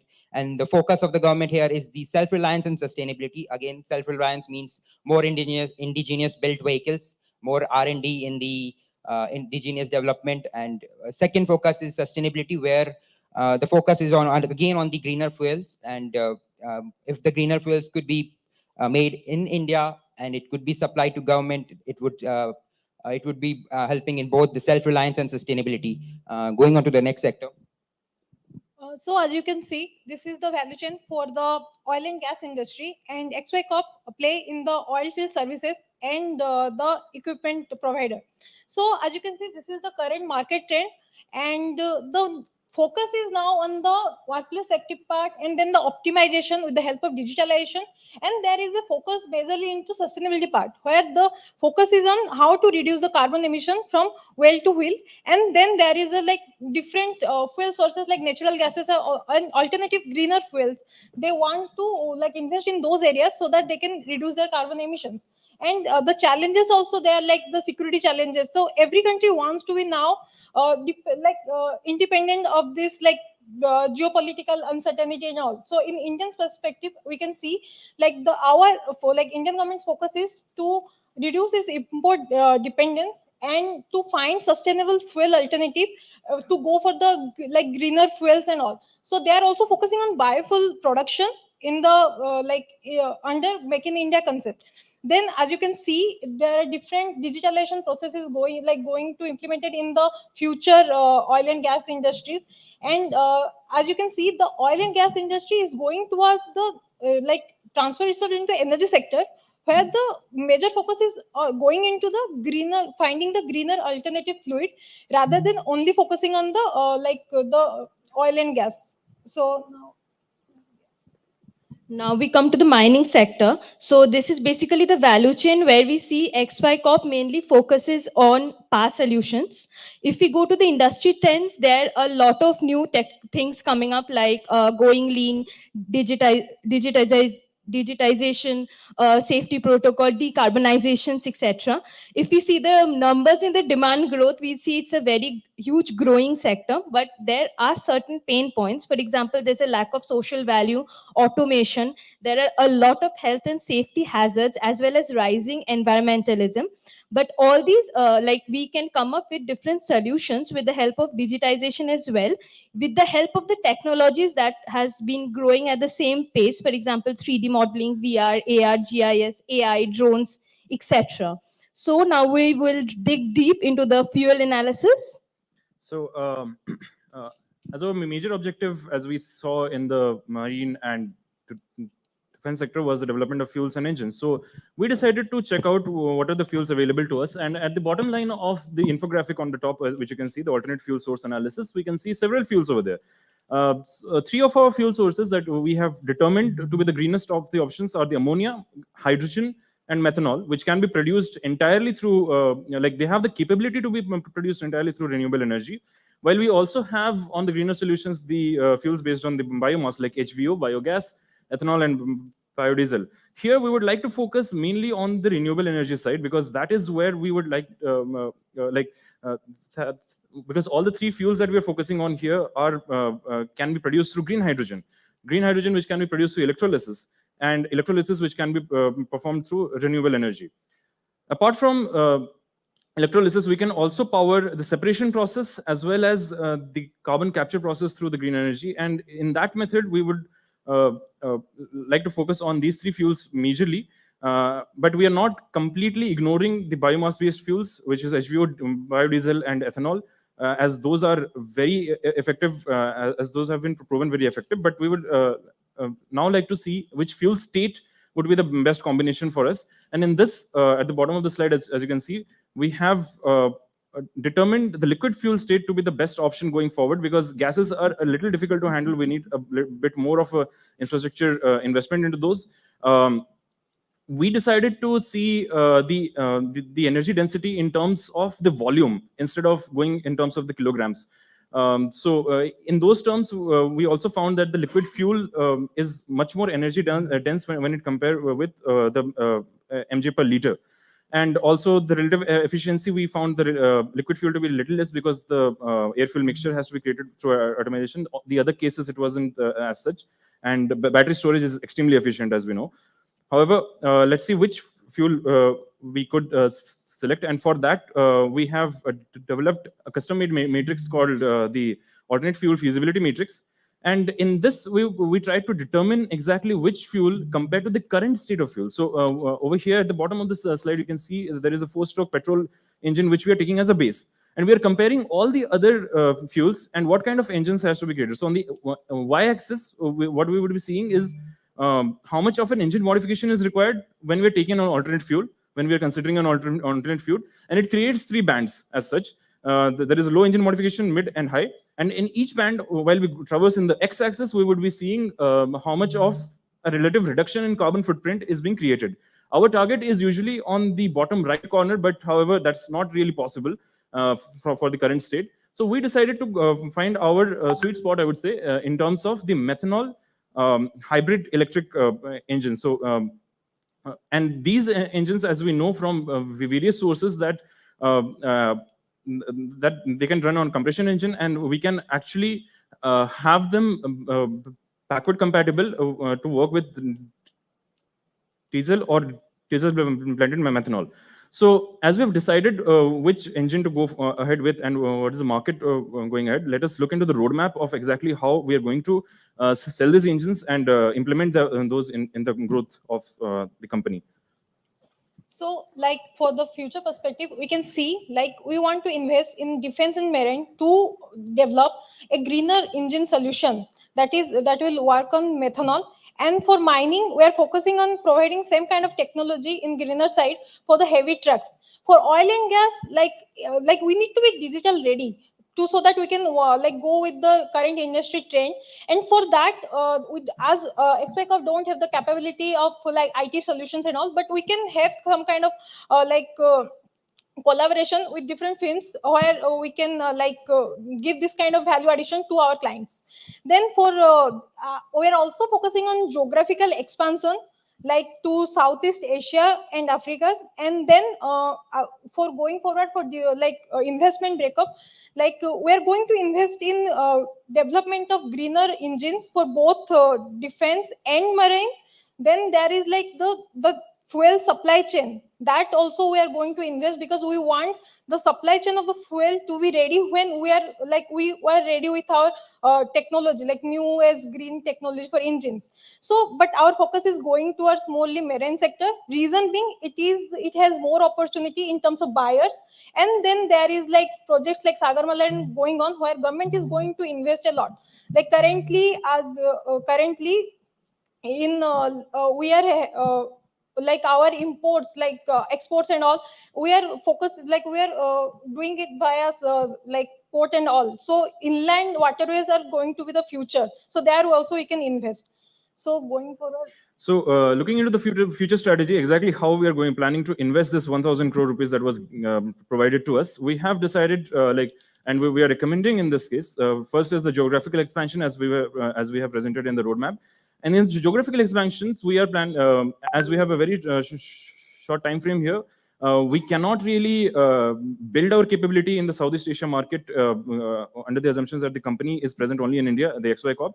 So we would like to go into joint ventures, partnerships, and acquisitions of firms in the Southeast Asia market, so that we can refurbish the ships, provide them with recycle options, spare parts option. As we have said, that we'll be moving towards a newer engine option. We would need to replenish the older ships with these new engine options. So how can we modify the older ships, and for what range we will have to provide them with those? So that would be going ahead with the joint ventures and the other options as we have mentioned over there. And going forward, another 40%, or I would say 400 crores, would be invested into R&D. And that would be purely into the development of these engines, as well as the development of compatible electric powertrains, because as we have said, these are hybrid engines. There would be an internal combustion engine paired with some electric powertrain over there. So electric propulsion has to be developed, and that has to be extremely efficient. And this battery storage as well as the propulsion mechanism has to be extremely efficient. So those need the R&D, as well as the fuel research for the future technology. And moving ahead with the methanol capability building, the methanol, as we have mentioned, is one of the purest, one of the greenest alternative that we have determined, because we can create it with carbon capture and green hydrogen. And we are not just looking at the 5-year future of this company, we are also looking at building the capability for a future that's about to come. That is the green hydrogen capability building, so that when the time comes that we switch from burning fuels to actually using them in fuel cell electrics, we will be able to switch from methanol to the green hydrogen future that we can envision. And these two major sectors, that is R&D and the methanol capability building, those will be shared between the marine and defense. And in defense, our major development area would be the engine development for the tracked and self-propelled vehicles, and also ensuring that the methanol supply chain, which is produced inside India, is provided to the defense sector. Another 10% we are keeping as an overhead, just in case we have, because we will have to modify the assembly lines, we will have to optimize the processes and all those things. So as we have seen the roadmap, let's drill down into the numericals and how exactly the financials work out. So here we have the financials for the marine sector only. We are focusing on the shipbuilding sector. So the contribution of the shipbuilding is in the revenue is around 67% and 26% from the ship repairing. Another data that we found that in India, the ship repairing part is contributing close to 3,800 crores annually, and with an year-on-year growth of close to 5.5%. Now, under certain assumptions, such as the market growth rates remains the same from the 2015 to 2027, the XY Corp's market share to be 13% for 5 years. This was calculated from the case only, given us in the case. And the complete 15,000 crore revenue that XY Corp is currently earning is in India only. So based on this, we estimated that if this continues, we could get a growth close to 4,500 crores in coming 5 years.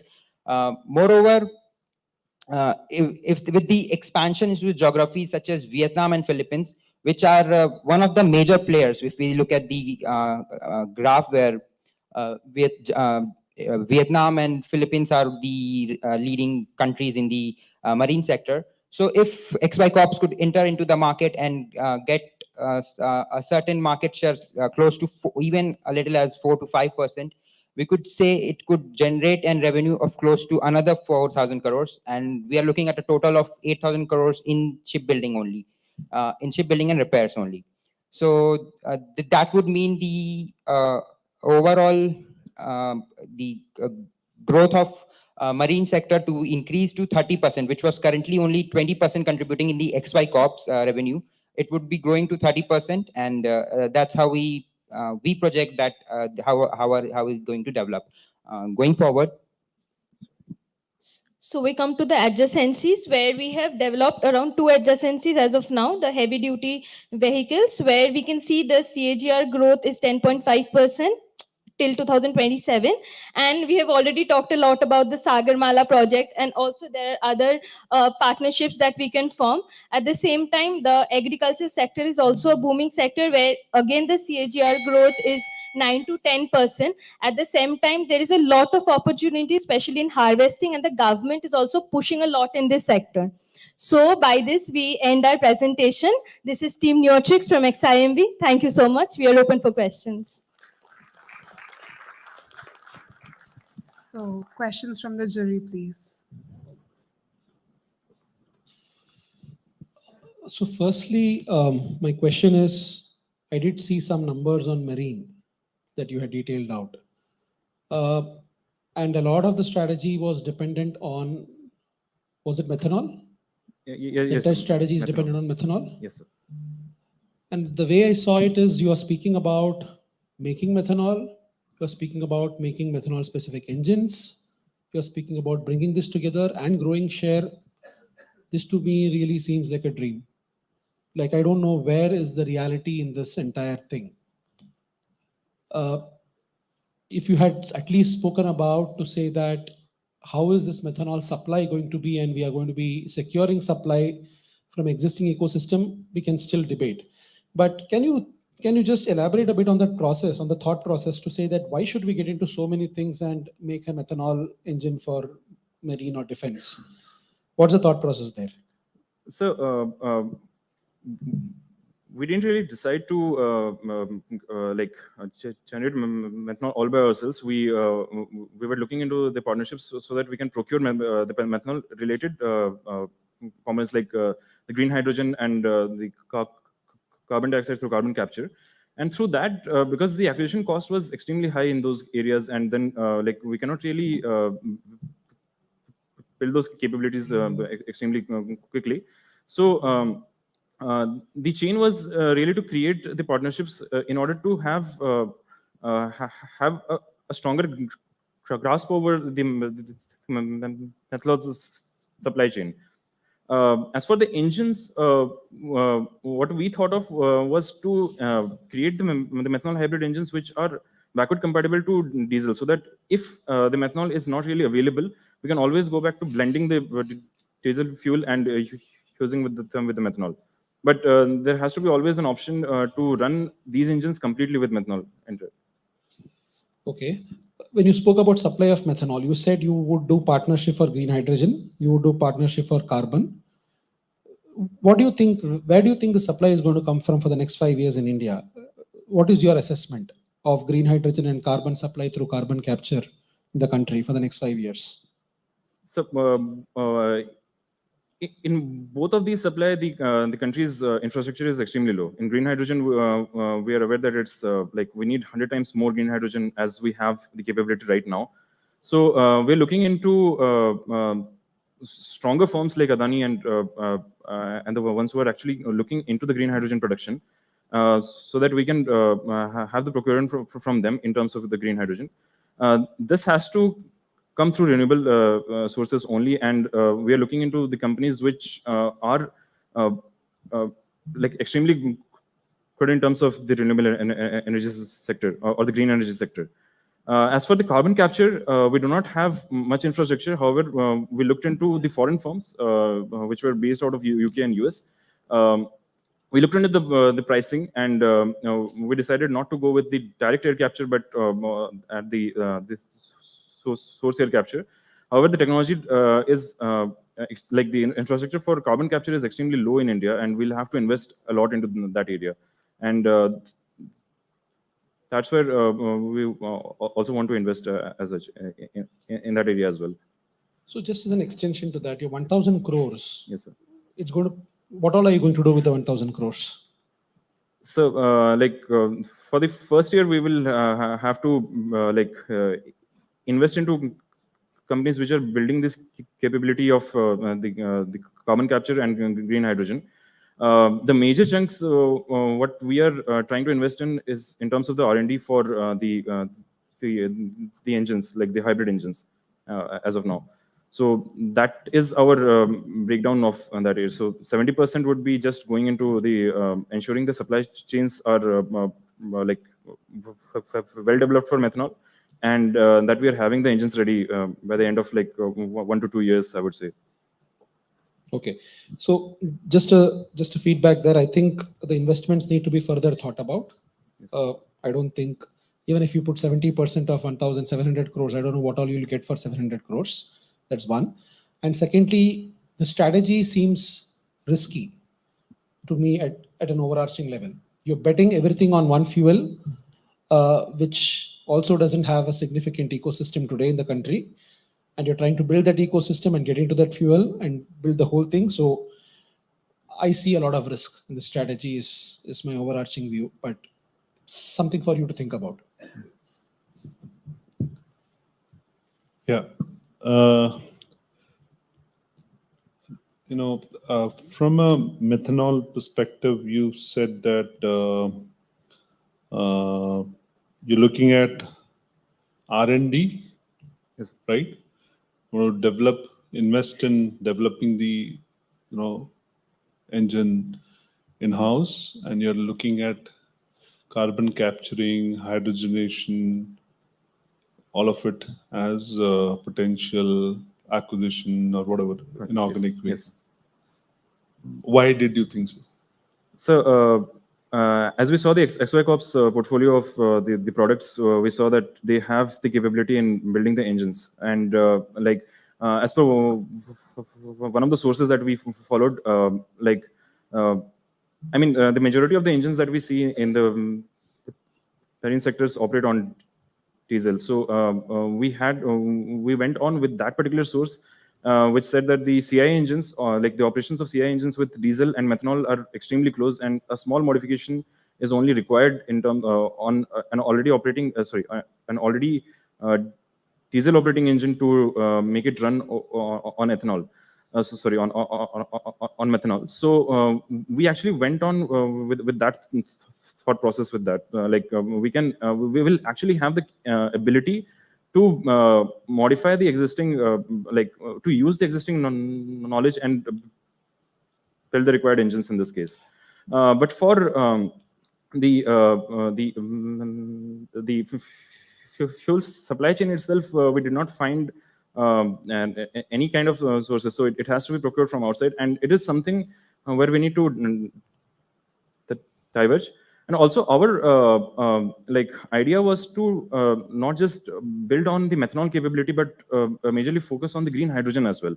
Because eventually we will be moving on, like all the companies will be moving on to the fuel cell, especially in case of ships where we cannot use batteries efficiently. Batteries are heavy. Ships have to coast, and they have equations hanging on those. So we cannot really use batteries so frequently in terms of ships and aircraft. So we envisioned that particular future that we can use methanol now with some existing engines and some small modifications quickly get into the market, and with that revenue that we generate through that, we can build upon the green hydrogen capability over the years, and eventually when the time comes, we can shift to that. Yeah, the only thing is, like Subbu mentioned, you may have to relook at the investments that you are doing in all those 4 buckets, because the way you have 3 buckets that you've shown, 3 or 4 buckets, you may have to think about it, because this supply chain, setting up supply chain, acquiring technology versus what is the small incremental engine efforts, development efforts that you are thinking. Yes. So you may want to think about it. One last question. You said marine potential of some 8,000 crore. You included APAC, the Southeast Asian countries and all.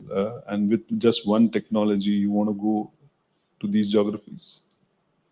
So it's actually, we wanted to build on their capability also, because we know that the fuel that we would be sourcing them will not be available for them. There is a high chance that they will not be having that.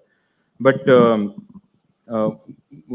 we wanted to get into the Southeast Asia market because they are aspiring countries. They wanted to get into the ship repair market more often.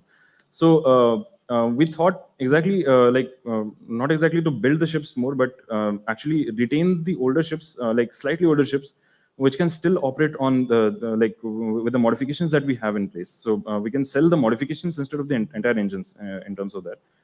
So for the remaining financials, I think Rohit can answer that. I mean, that's fine. The only thing is you may want to relook at the market dynamics there. Yes, sir. Because not necessary that one fuel will help you there. Yes, sir. Yeah. Okay, thanks. Thank you so much, jury, for your questions and feedback. In the interest of time, we won't be taking questions from the audience.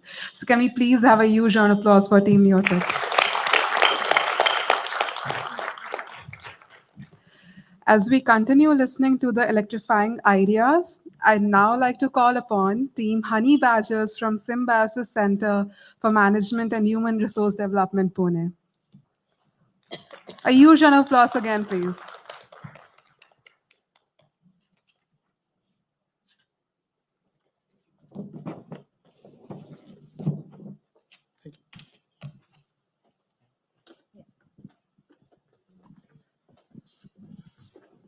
So good morning, one and all present over here.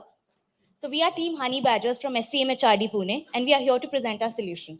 So our team members are Atin Mahajan, Hardik Bhayati, Parth Vaishnavi, and myself, Neha Malwani. Can we move ahead, please? Yeah. So coming to the problem statement, we'll look at the background first. So here, XY Corporation has the mission to make people's lives better by powering a more prosperous world.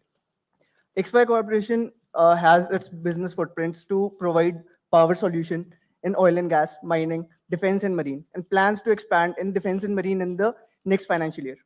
Our focus here will remain on 2 things. First is the revenue growth by focusing on the strategic roadmap, reasoning of energy source selection, and optimization of levelized cost of running. And the target will be to increase the revenue from 15,000 crores to 30,000 crores. Second is the carbon footprint reduction of 30% in the next 5 years. Coming to the research on fuels, During our research, we found that Government of India has set a target of reducing carbon emissions by 50% by 2040 across various industries. Uh, we can see the focus of the Government of India by various projects such as National Hydrogen Mission, Atmanirbhar Bharat policy, which shows its focus on renewable fuels. Some of the sources we have shown below for our research, and by our research, we identified 6 major power sources shown in the table below on the basis of their pros, cons, and uses across these 4 sectors. The first is the electric driven, second is the natural gas driven, third, hybrid, biofuel engine, dual fuel engine, and the fuel cell, which consists of both hydrogen and solid oxide fuel cell. Moving to the next slide. Here is the project timeline. First table shows the growth roadmap for the next 5 years. Here, the planning for expansion in the industry has been completed. The demand forecast, budget allocation, carbon footprint target is undergoing. The product USP and the plan for new products will be done on checking the feasibility of technology in each industry. The production setup will be done in 2 stages. The stage 1 will consist of will focus on light and medium power sources, and stage 2 will focus on heavy power sources. The levelized cost of running will be planned during the planning phase, and actual versus forecast will be analyzed in 2027. The reduction in traditional engines and optimization of production processes will start from 2026 and 27 respectively. The below table shows the industry-wise action plan for the next 5 years. Here we have identified the sector-wise production capacity that will be set up annually, and technology-wise. The legend shows the technology bifurcation here. Moving to the next slide. Here we have shown the budget and results. The first table shows the sector-wise annual production volumes. This table shows the peak volumes that will be produced by 2007 for all the sectors. So here we have identified the industry standard of average power requirement of each sector. Then we calculated the demand forecast on the basis of the market growth and the average price of technology in these sectors.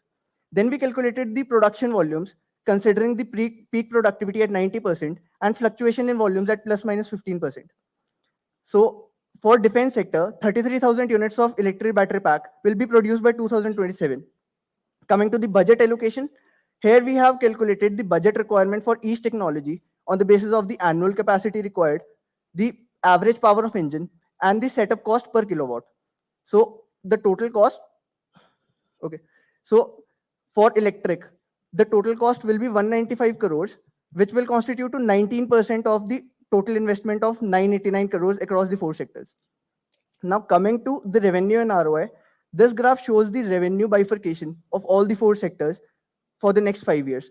And the black line shows the incremental profit that XY Corporation will achieve in the next 5 years. So on calculating, we will achieve the break even by 2026. Next is the levelized cost of running. Here we have shown the levelized cost of running for each technology on the basis of the production volumes that we've shown above. Here, electric battery pack has the lowest cost and solid oxide fuel cell has the highest cost. But for XY Corporation, we have optimized the levelized cost to 16.35 rupees per kilowatt. And finally, the carbon emissions. Here we have assumed that 90% production for XY Corp till 2022 was done for traditional engines. So on the basis of the above demand, by 2027, we'll be able to reduce the carbon emissions by 38%.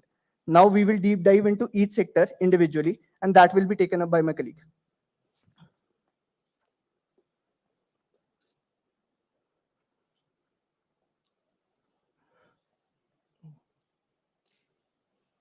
So moving on to the defense sector, Green Channel Status Policy has been introduced to promote and encourage private sector and public partnerships for manufacturing of indigenous defense equipment. The graph below here shows the increase in Indian defense production of 11% since 2019. Moving on to the growth drivers, the Atmanirbhar Bharat initiative and the budgetary reforms have helped establishment of defense industrial corridors. For our business strategy, we propose engine as a service through strategic alliances for defense tenders for engine upgrades and partnership with OEMs such as Tata and Mahindra with plant locations in accessible and economically viable areas. On the basis of R&D and reliability, we have identified 5 available technologies to us. The first is the electric source, which has seen an industry-wide shift due to its high sustainability and affordability. Next, we have the biofuel, which has seen an increase due to the focus on clean energy. And also, there has been an increase in generation of the biopits. Third, we have the hybrid sources, which have helped to maximize the benefits of electric with biofuel, and thus have given us high performance and efficiency. Fourth, we have the dual fuel engines, which have also helped in maximizing the benefits of most available clean fuels, and also have reduced the dependency on single fuels in cutoff locations. Lastly, we have the hydrogen fuel cell, which still is in its nascent stage, but it has given us a very high performance ratio with respect to others.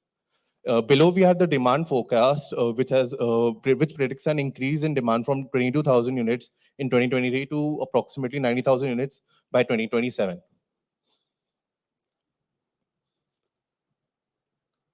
So starting next slide. So starting with the revenue. The revenue is expected to increase from 2,500 crores to 7,500 crores by 2027. And for this, we have done the sector analysis, which shows the high energy needs with fast refueling to meet the diverse demand and focus on green energy.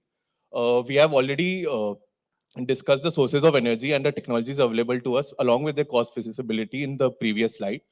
Moving on to the technology distribution, we can clearly see that electric and natural gas is the preferred choice here.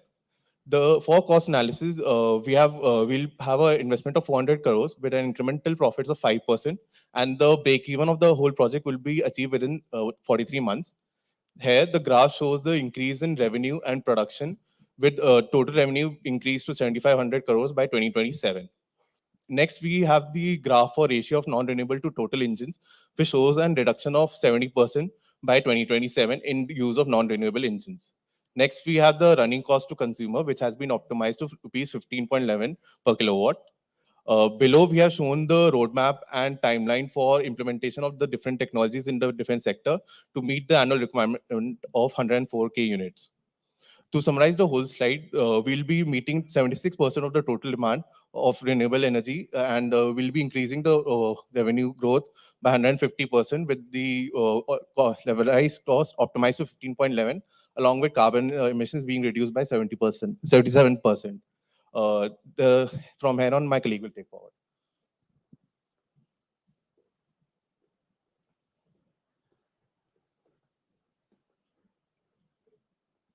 Next. Yeah, so coming to the marine sector, the market analysis graph shows the capacity and utilization at major ports, with the capacity increasing year on year, reaching to around 1,500 million tons. In the marine engine market, the most lucrative market with a growth of 2x will be the ferries and the passenger ships. Now, with a merchant fleet of around 1,500 seagoing ships, the growth drivers for marine industry will be the Maritime India vision, the growing cruise tourism, technological advancement, and adoption of greener fuels. Now, we propose that the business strategy will have its initial focus on targeting the ferries and passenger ships and the naval tenders, and we'll have a strategic alliance in which we'll form partnership with various ship makers firms, and we'll choose our plant location on the basis of accessibility and economic viability. Now, on the basis of R&D and reliability, we have identified 5 technologies which we'll be using. So first one is electric. Electric is in its initial stage, but since there is an industry-wide shift towards electric, this option is highly reliable. Then comes the biofuel, wherein the investment is going on methanol engines and generation of biopits at various ports. Now, third is the dual fuel engines, which are maximizing the benefits of existing clean fuels. Third is the hydrogen fuel cells, which have shown high performance ratio while comparing to others. And last is the solid oxide fuel cells, which also provide zero carbon emissions and are also long-term sustainable. Now, below we have shown the demand forecast, which predicts the increase in demand from 5,000 units to around 20,000 units for the marine sector. Now, in the revenue, we'll be targeting around 7,500 crores by 2027. Now, in our sector analysis research, we found that there is a requirement of high energy, greener fuels, and a low maintenance window. Now, coming to the technology distribution, we see that electric and natural gas will be leading with 30% share each. In the cost analysis, we'll be investing an amount of 400 crores in the marine industry, which will give us an incremental profit of around 7%, and we'll reach the break even in 3 years. Now, the graph to the right shows the production and total revenue, wherein with the help of our cost analysis, we'll be able to achieve 7,500 crores by 2027. Now, the graph to the right shows the reduction in 50% of the ratio of renewable to total engines. Now, coming to the LCOR, we have calculated LCOR for marine industry, which comes out around 17.9% on the basis of all the technologies that are available. Now, here we have shown the roadmap for the marine industry, which requires annual requirement of 20,000 units with setup duration spread across years. Now, to sum it all, we'll be 50% of the total demand will be achieved via renewable sources. The revenue growth will be to 25% from 20%. The LCOR for the marine industry will comes out to be 17.9%, and we'll be able to achieve a reduction in carbon emissions by 48%.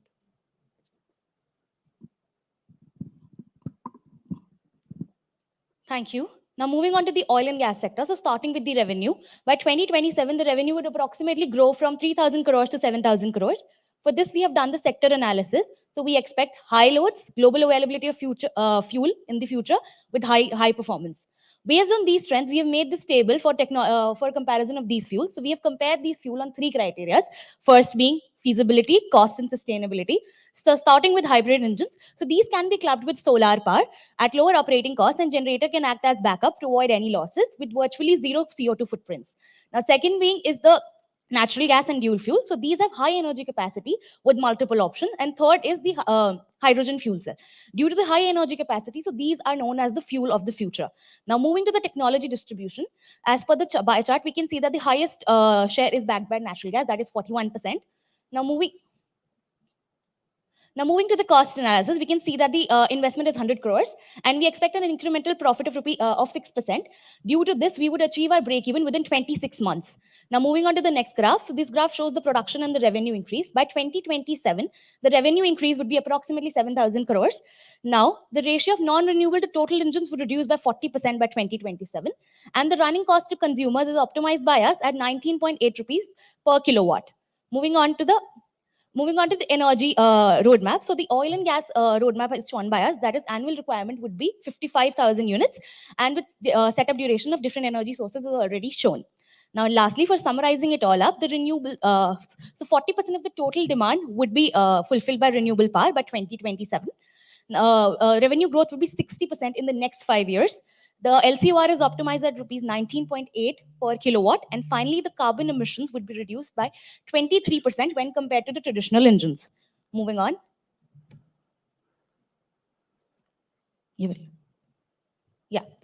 So moving on with the mining sector. So starting with the revenue. Yeah. Okay.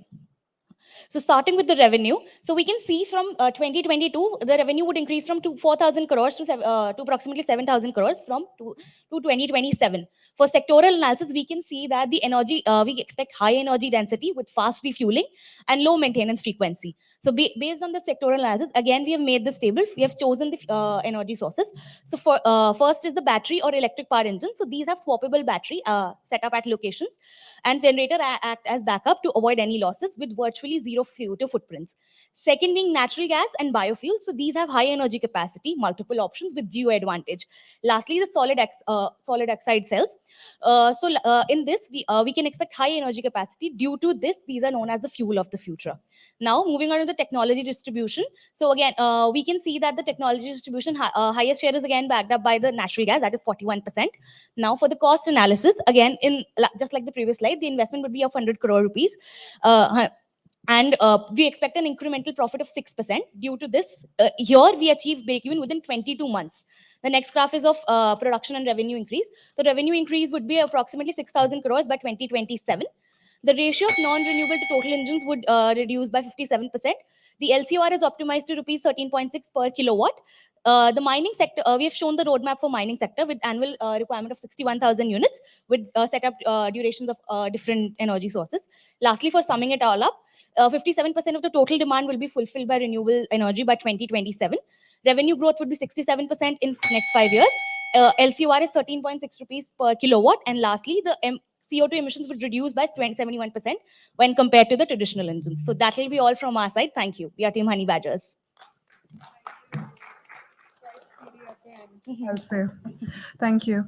Okay, so can we have questions from jury first? Yeah. My first question is, At a corp level, what's the revenue that you're talking about? Because you had segment-wise, it's not getting consolidated, so. We can get. I have the mic. Where's the changer?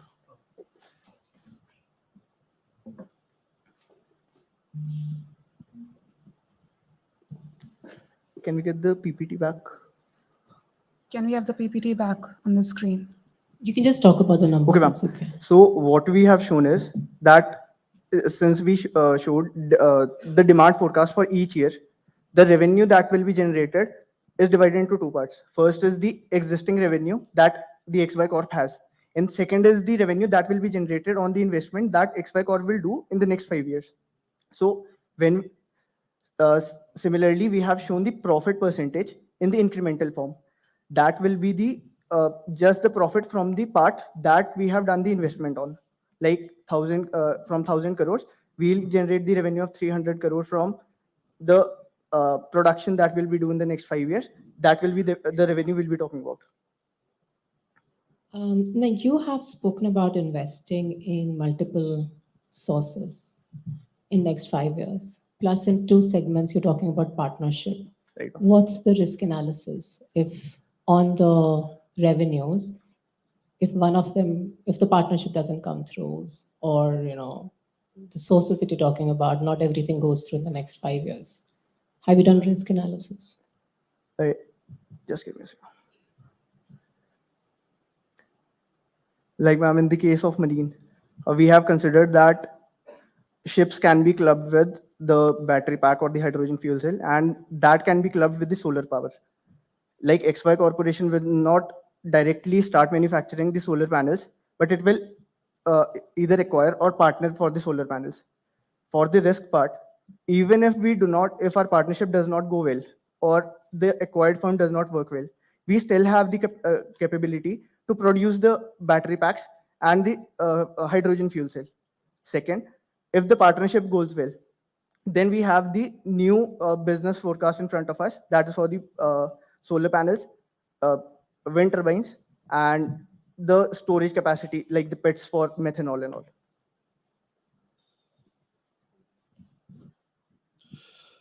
Okay. Quite a lot of work, a lot of tables, data. So couple of things. First question is, what's your underlying assumption of the reduction in the non-renewable sources of power? Because you seem to have taken a significantly high rate of reduction. So what's the fundamental assumption? So we have considered that, like we told, by 2022, we considered 90% of the engines by XY Corp were of traditional engines, like diesel or petrol, something like that. So when we started to look for the investment that we will do and started to look researched about the new technologies, we found that various companies were already working on the R&D to completely shift to the greener fuels. They were just finding maybe a supplier or organization that would give them the capability of R&D for the greener fuels. So once if we set up and give a product that can be clubbed for the greener fuels, we have assumed that from that perspective, the traditional engine selling will reduce. But 50% over 5 years is a big number. It's a massive industry. Will the entire industry shift 50%? So that can be considered on the new production or new production of OEMs and all. That's something that you may want to rethink about it, because it's not 50% across all sectors and across all segments. Most of the segments you've taken 50+%. That's one. Another thing is you talked about investment capex of 400 crores in defense, marine. You talked about partnerships. You talked about setting up 3 plants for that matter. Do you think that that number is Good enough? So we have considered that if the plant location, the plant has to be set up, it will not consider the cost of the land and the cost of the plant. It will just consider the cost of the technology that will be used, the line setup cost, if it is required. But then the profit assumption is? So we assume that this will not consider. So that's why. I don't think that works in finance, right? Because because the plant location cost, and with that cost, 100,000 crores is not enough for any industry. So maybe that's something you could think of differently instead of calling it out as a plant. So that was my question. And the last one is, while you had 1,000 crore, is it necessary that you spread across all segments? You put another 100 in oil and gas, 100 in mining. What was the rationale? So we researched that all of the 4 sectors were growing incrementally. Not even a single sector was having a growth rate less than 7%. So let me ask you a different question. If you were to prioritize, what would you prioritize amongst 4? So here it would be defense and marine, because that is the revenue share of the XY Corp is increasing for defense and marine, and we have prioritized that. Okay, thank you.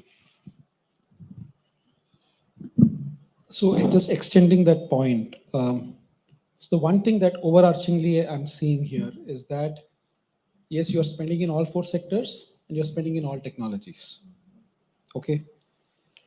Which may not be the most prudent way of really spending your money and really getting the bang for the buck, okay? That's one general feedback. And second question is, have you made or have you analyzed, like you've mentioned, many of these sources are at R&D stage, trial stage, etc.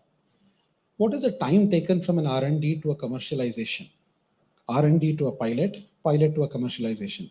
We're all talking about next 5 years. And you're saying many of these things are in R&D and trial stage. Is this going to happen in the next 5 years if these are at different stages? Sir, for like if we talk for the marine, the electric is in the trial stages. So we have not given the maximum share to the electric. And similarly is for solid fuel cell, for the hydrogen cell. These will be starting in 2026 or 2027 on the basis that R&D gives some feasible output that it can be mass produced. I would suggest you to think a bit more, right? Because it's not that simple, right? I can understand your logic of evaluating these technologies.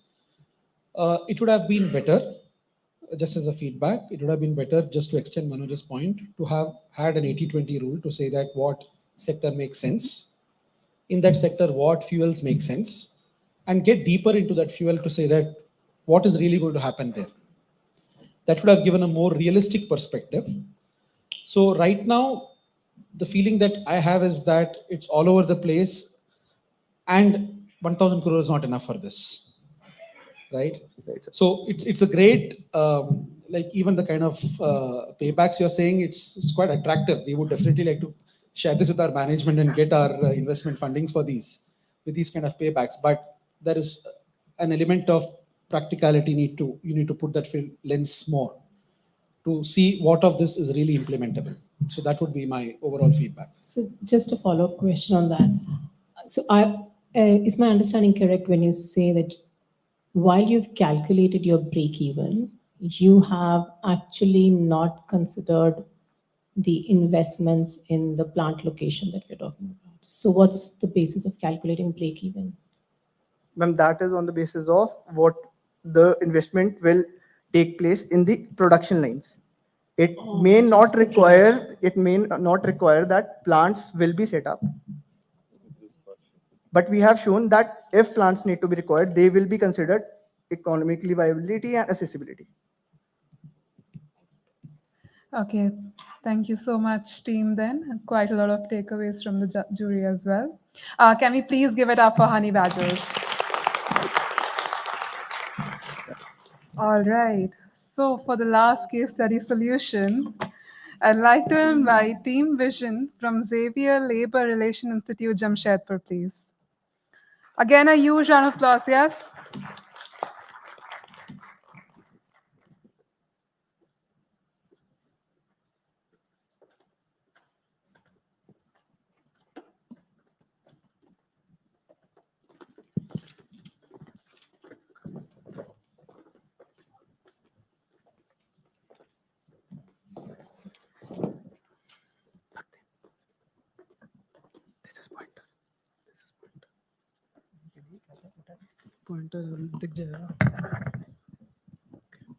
Good afternoon, one and all.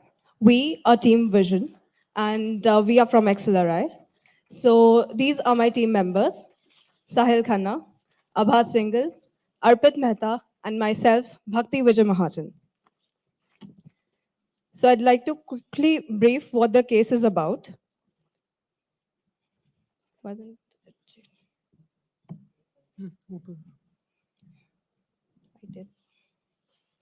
Could you just move to the next slide, please? So I'd like to brief what the case is about. We were given a company which was XY Corp Group, and they actually dealt in 4 different segments, which was the defense, oil and gas, marine, and mining. So what we had to do was double the revenue in the next 5 years, and also along with that, innovate, come up with innovative solutions in the technological sector. So the targets set by us in the carbon emission reduction was 20% in the next 5 years and 30% in the next 10 years. Looking at the SWOT analysis, the strength of the companies lied in the diversified portfolios of the sectors that I just mentioned. So this would help us increase the scale in the research as well as the manufacturing departments. The weaknesses lies in the high scope 3 emissions and also high carbon emissions that we will be catering to in the subsequent slides. The opportunities are of the government initiatives that include net zero as well as Atmanirbhar Bharat. Threats to the company are the risk in the sudden change of the policies as well as the technology, since we live in a technological era. So the rapidly changing technology is a threat to the company. Now, why do we need sustainability practices? So the advantages of sustainability practices are attracting foreign investments, opportunities to public-private partnerships. Also, there will be a major reduction in the scope 3 emissions. This is because we will be the scope 3 emissions for our vendors as well as the suppliers. So this will be a mutual benefit by collaborating with them. So the scope 1 emissions include the paint and the coatings. Those are the major contributors. And the solution to it is the water and the solvent-based paints. To reduce scope 2 emissions, we have to look into increasing the proportion of renewable energies. For scope 3 emissions, we can look for vendors who have sustainable certifications like ISO 14001 and also OSAS. Now, apart from looking at the external factors, we should also look into the internal factors that the company can look into. So for that, we have other measures like the ones. So the other measures include the reduction in the water consumption, and also we can look into wealth out of waste. So for that, we can include the selling of lithium-ion batteries for the storage, stationary storage purposes, and also we can look to sell the furnace slag to the cement industries. Now, the further slides will be explained by Abhas. Shall we wait for the presentation to work? Thank you.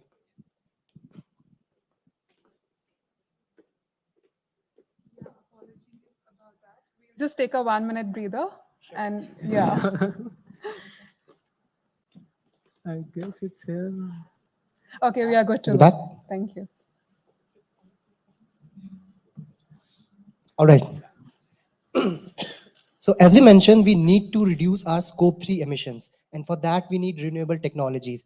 And we need to analyze all the renewable technologies to understand which is better for what purpose. So here we have done a well-to-wheel analysis of hydrogen-based vehicles as well as battery-based vehicles. So according to the well-to-wheel analysis, we have figured out that during the transmission of hydrogen, be it through electrolysis or the transmission, we lose up to 70% of the energy that we initially collected from the source, which is your electricity. The same source is for the battery electric vehicle also. But in battery electric vehicle, we retain up to 76% of the energy. But this is not the only factor on which we can judge these technologies, and that you'll find out in the further slides. So whether we talk about hydrogen fuel cell or battery electric vehicle, they both have one component in common, that is your battery. And it is very critical to analyze the supply chain of battery, because throughout the supply chain, as mentioned here, as mentioned here, uh, you could face so many barriers. So let us take example of lithium-ion battery. So India imports up to 70% of lithium from China or Hong Kong, and even the components of battery or the whole set of battery are majorly imported from the market leaders of other countries. So, and even after we incorporate these renewable technologies into our products, then also the cost of product increases, which disencourages our customer to buy them. But all these risks can be mitigated through taking some steps like procuring lithium from friendly countries like Australia or Chile, which have abundance of them, or setting up infrastructure for domestic production of all the components of these batteries. Since we don't have enough lithium reserve ourselves, we can manufacture the whole rest of the battery, and which could be a very good potential market for the XY Corp. Moving on. So our main aim is to double our revenue, right? So starting with the defense industry, we have analyzed two different ways to double our revenue. First is through market development. So we need to look into different markets. The existing one, everyone looks at. These are the major defense vehicles that we see made by Tata, Mahindra, and all. These are heavy vehicles. But there's also a newer types of products that we do not usually see. These are also part of defense. Like for example, in 2019, Indian Army added 10 Mahindra E-Verito to their fleet. So this is just a start to make them renewable. So we can similarly capture the police market, all the forces of CAPF. These are like tens, lakhs of vehicles, and newer vehicles are added every year. And there's also surveillance drones, which need batteries and newer solutions. And the next part to develop our revenue would be through product development. That is by introducing newer technologies in the products. So we have analyzed 4 different technologies for the defense sectors. And first one is the flex fuel engine. So flex fuel engine basically contains uses different blends of fuels. So the most common one is your ethanol and petrol blend. And the current standard right now is E10, as mentioned here.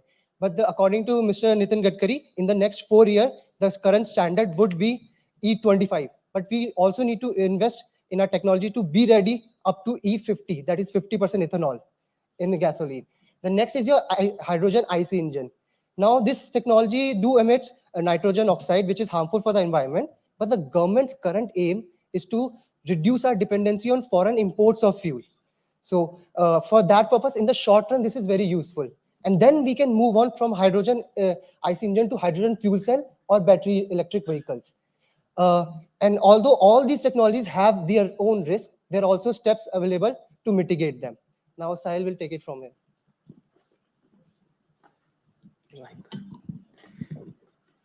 Okay, so we discussed the market development by Abbas. The another segment that is very critical for expansion is product development. So our main aim is right technology in the right vehicle. So when we look at the different vehicle types, we have heavy defense vehicle that can be currently sourced by hydrogen internal combustion engine as well as flex fuel engines. The another is tanks artilleries. Here comes an example of M1A2 ABAM set up in US that works on hybrid diesel and electric. So when we are working on hybrid diesel and electric, it does not just provide sustainability, but also provide noise reduction. That could be a major benefit for the army. The next 2 examples are very interesting. The one is police for vehicles and the less heavy defense vehicles. They both can be run on hydrogen power as well as battery electric vehicles, but infrastructure comes into the place.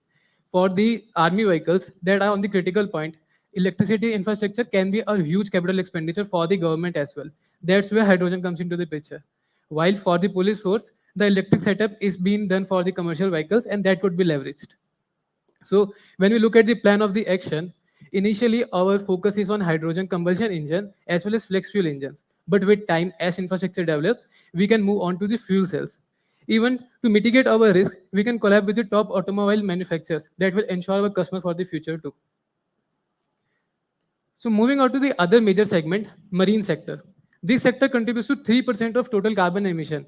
That could be a major source of net zero economy and major focus by the government. So a huge opportunity arises here. When we talk about the technology here, the main technology that we can focus on is hydrogen fuel cell. But the main limitation is the infrastructure setup here. If we look at the infrastructure, what is required is production and transportation initially.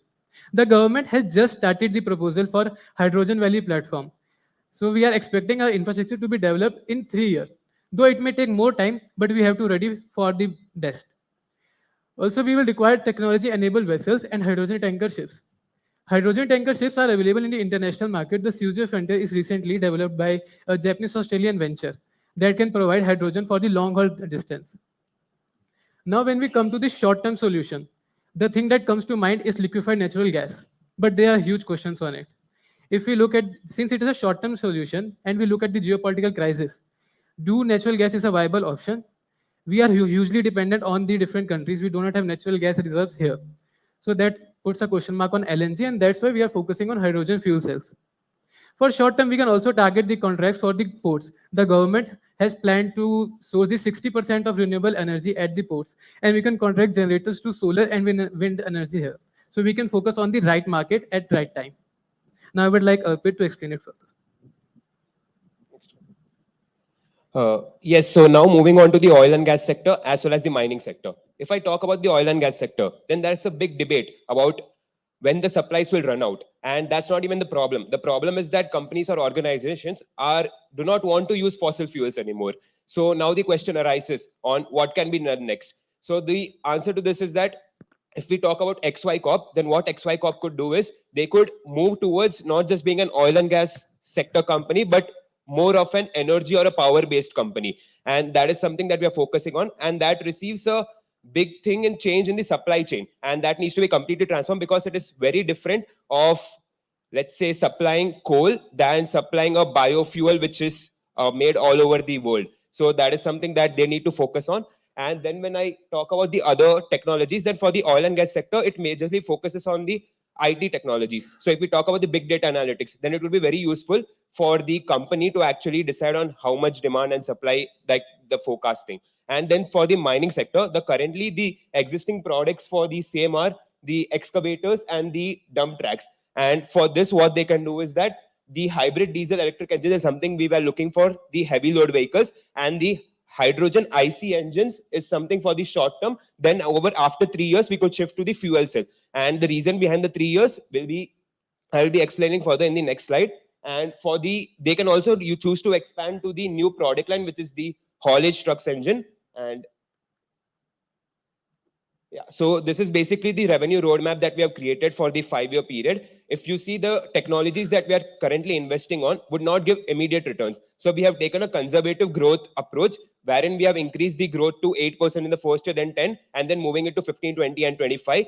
The year-wise data is given over here. And basically, we have also allocated the investments into the defense and the marine sector and not into the oil and gas and the oil and gas and mining for now, because according to the case, we had to invest the entire 1,000 crores on these two sectors.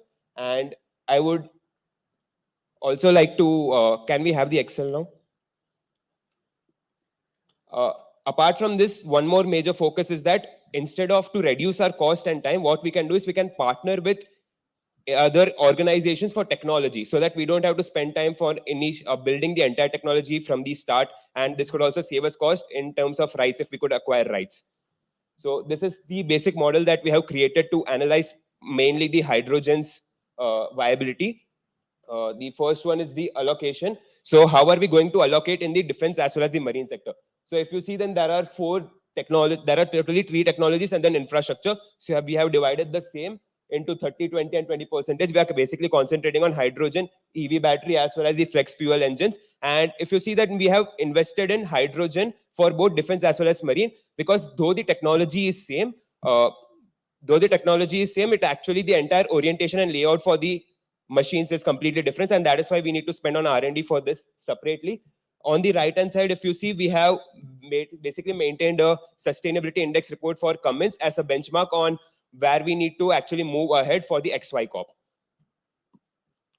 Now, moving to the hydrogen key considerations. If you see that in the previous slide, we had mentioned that for the battery electric vehicle, it is 76% efficient, whereas for the hydrogen, it is only 30.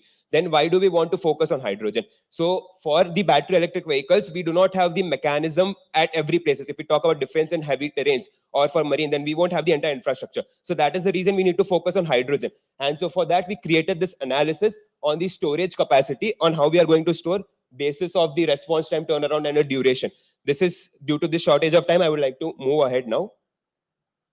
And this is for the green hydrogen viability. If we see in the current market, then the green hydrogen is not really viable, because the gray hydrogen costs around something 175 per kg, whereas the green is in the 300 per kg range. And there are basically 4 criteria for how we can bring this down. So basically, there are major drivers of this are cost of renewable energy, then there is the efficiency of the electrolyzer, then the availability of electrolyzer, and finally the cost of electrolyzer. So if we talk about the entire calculation, the cost of the electrolyzer is, so the cost is really high at the moment, and we need to bring it down to a very low level to actually make the green hydrogen viable in the current market. This is basically the LCOE that we created for the hydrogen. And can we shift back to the presentation? Next. This is just the gist of the entire presentation, and we would be open for questions now. Thank you. Great. So despite the tech glitches, really holistic presentation, can we have questions from the jury?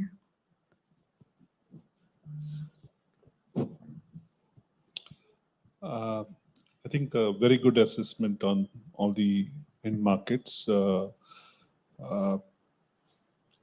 You've talked about the battery sources and the infrastructure. Are you looking at green hydrogen electrolyzer as the only option for hydrogen, or I didn't see that clarity when you talked about marine, right? There, I didn't see much clarity on what kind of hydrogen. So when we look at how the things are developing in the microenvironment scenario, there's like no clarity about the India too. When we look at the proposals are just being going, so we have to see where is the infrastructure developing and with time we can shift on to that. Currently, we have talked about the electrolyzers because we feel that that is the one thing that we can mostly focus on. But with time, we can shift our technology. We should have to be flexible because infrastructure is still developing and we can't just ignore the market developments. But in the 5 years horizon, would you think that green will come before gray, or gray will happen first? As we say, like I think currently 95% is from the gray, so I don't really think that most of the source will be green energy. But yes, the green energy cost would be reduced in the 5 year. As currently we compared in the LCOE, the green hydrogen energy is very high up for the gray, so it is not even feasible for the government. Our main customer is government. But once the cost is reduced, maybe let's say we are reduce its cost about 20%, the government might be interested in our projects, and that's where we can target it as a customer. To just add on to this point, so talking about the green hydrogen, I recently read an article on Bloomberg that the US government is actually coming up for something for the electrolyzer to reduce the cost of it. And that is why we had based the entire calculation on reducing the cost of the electrolyzer. So we believe that that technology should take place in a year or so. And then we have kept a standard time of 2 years because it takes 2 years for that technology to completely be implemented over a year. And that is the reason we have actually all the solutions. If you see the hydrogen fuel cell, we have actually deferred it by 3 years. Even in the revenue roadmap, we believe that for that technology, it will take 3 years. And after that only, we are actually making our solutions for the same. One more question on the flex fuel. You have shown some investment in flex fuel. What's the gain versus the investment? Do you think that is big enough?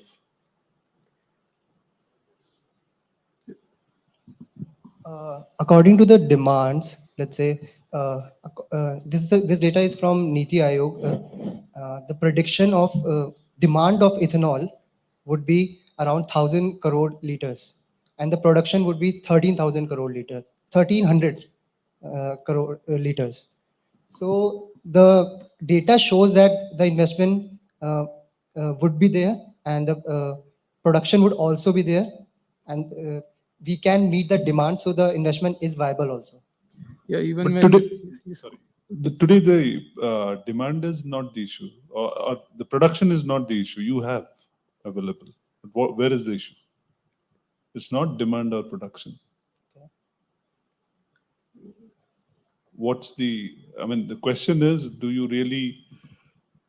is it wise enough to invest in flex fuel? Because you're talking of hydrogen fuel cell The and thing is, batteries.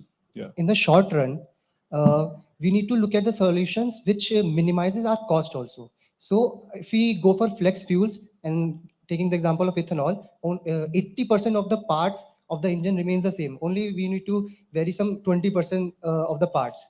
So let's say for ethanol, its power is comparatively less, so engine needs to be a little bigger. Its evaporation is a little less, so the fuel injection holes needs to be made bigger. So these are the minor changes that needs to be made.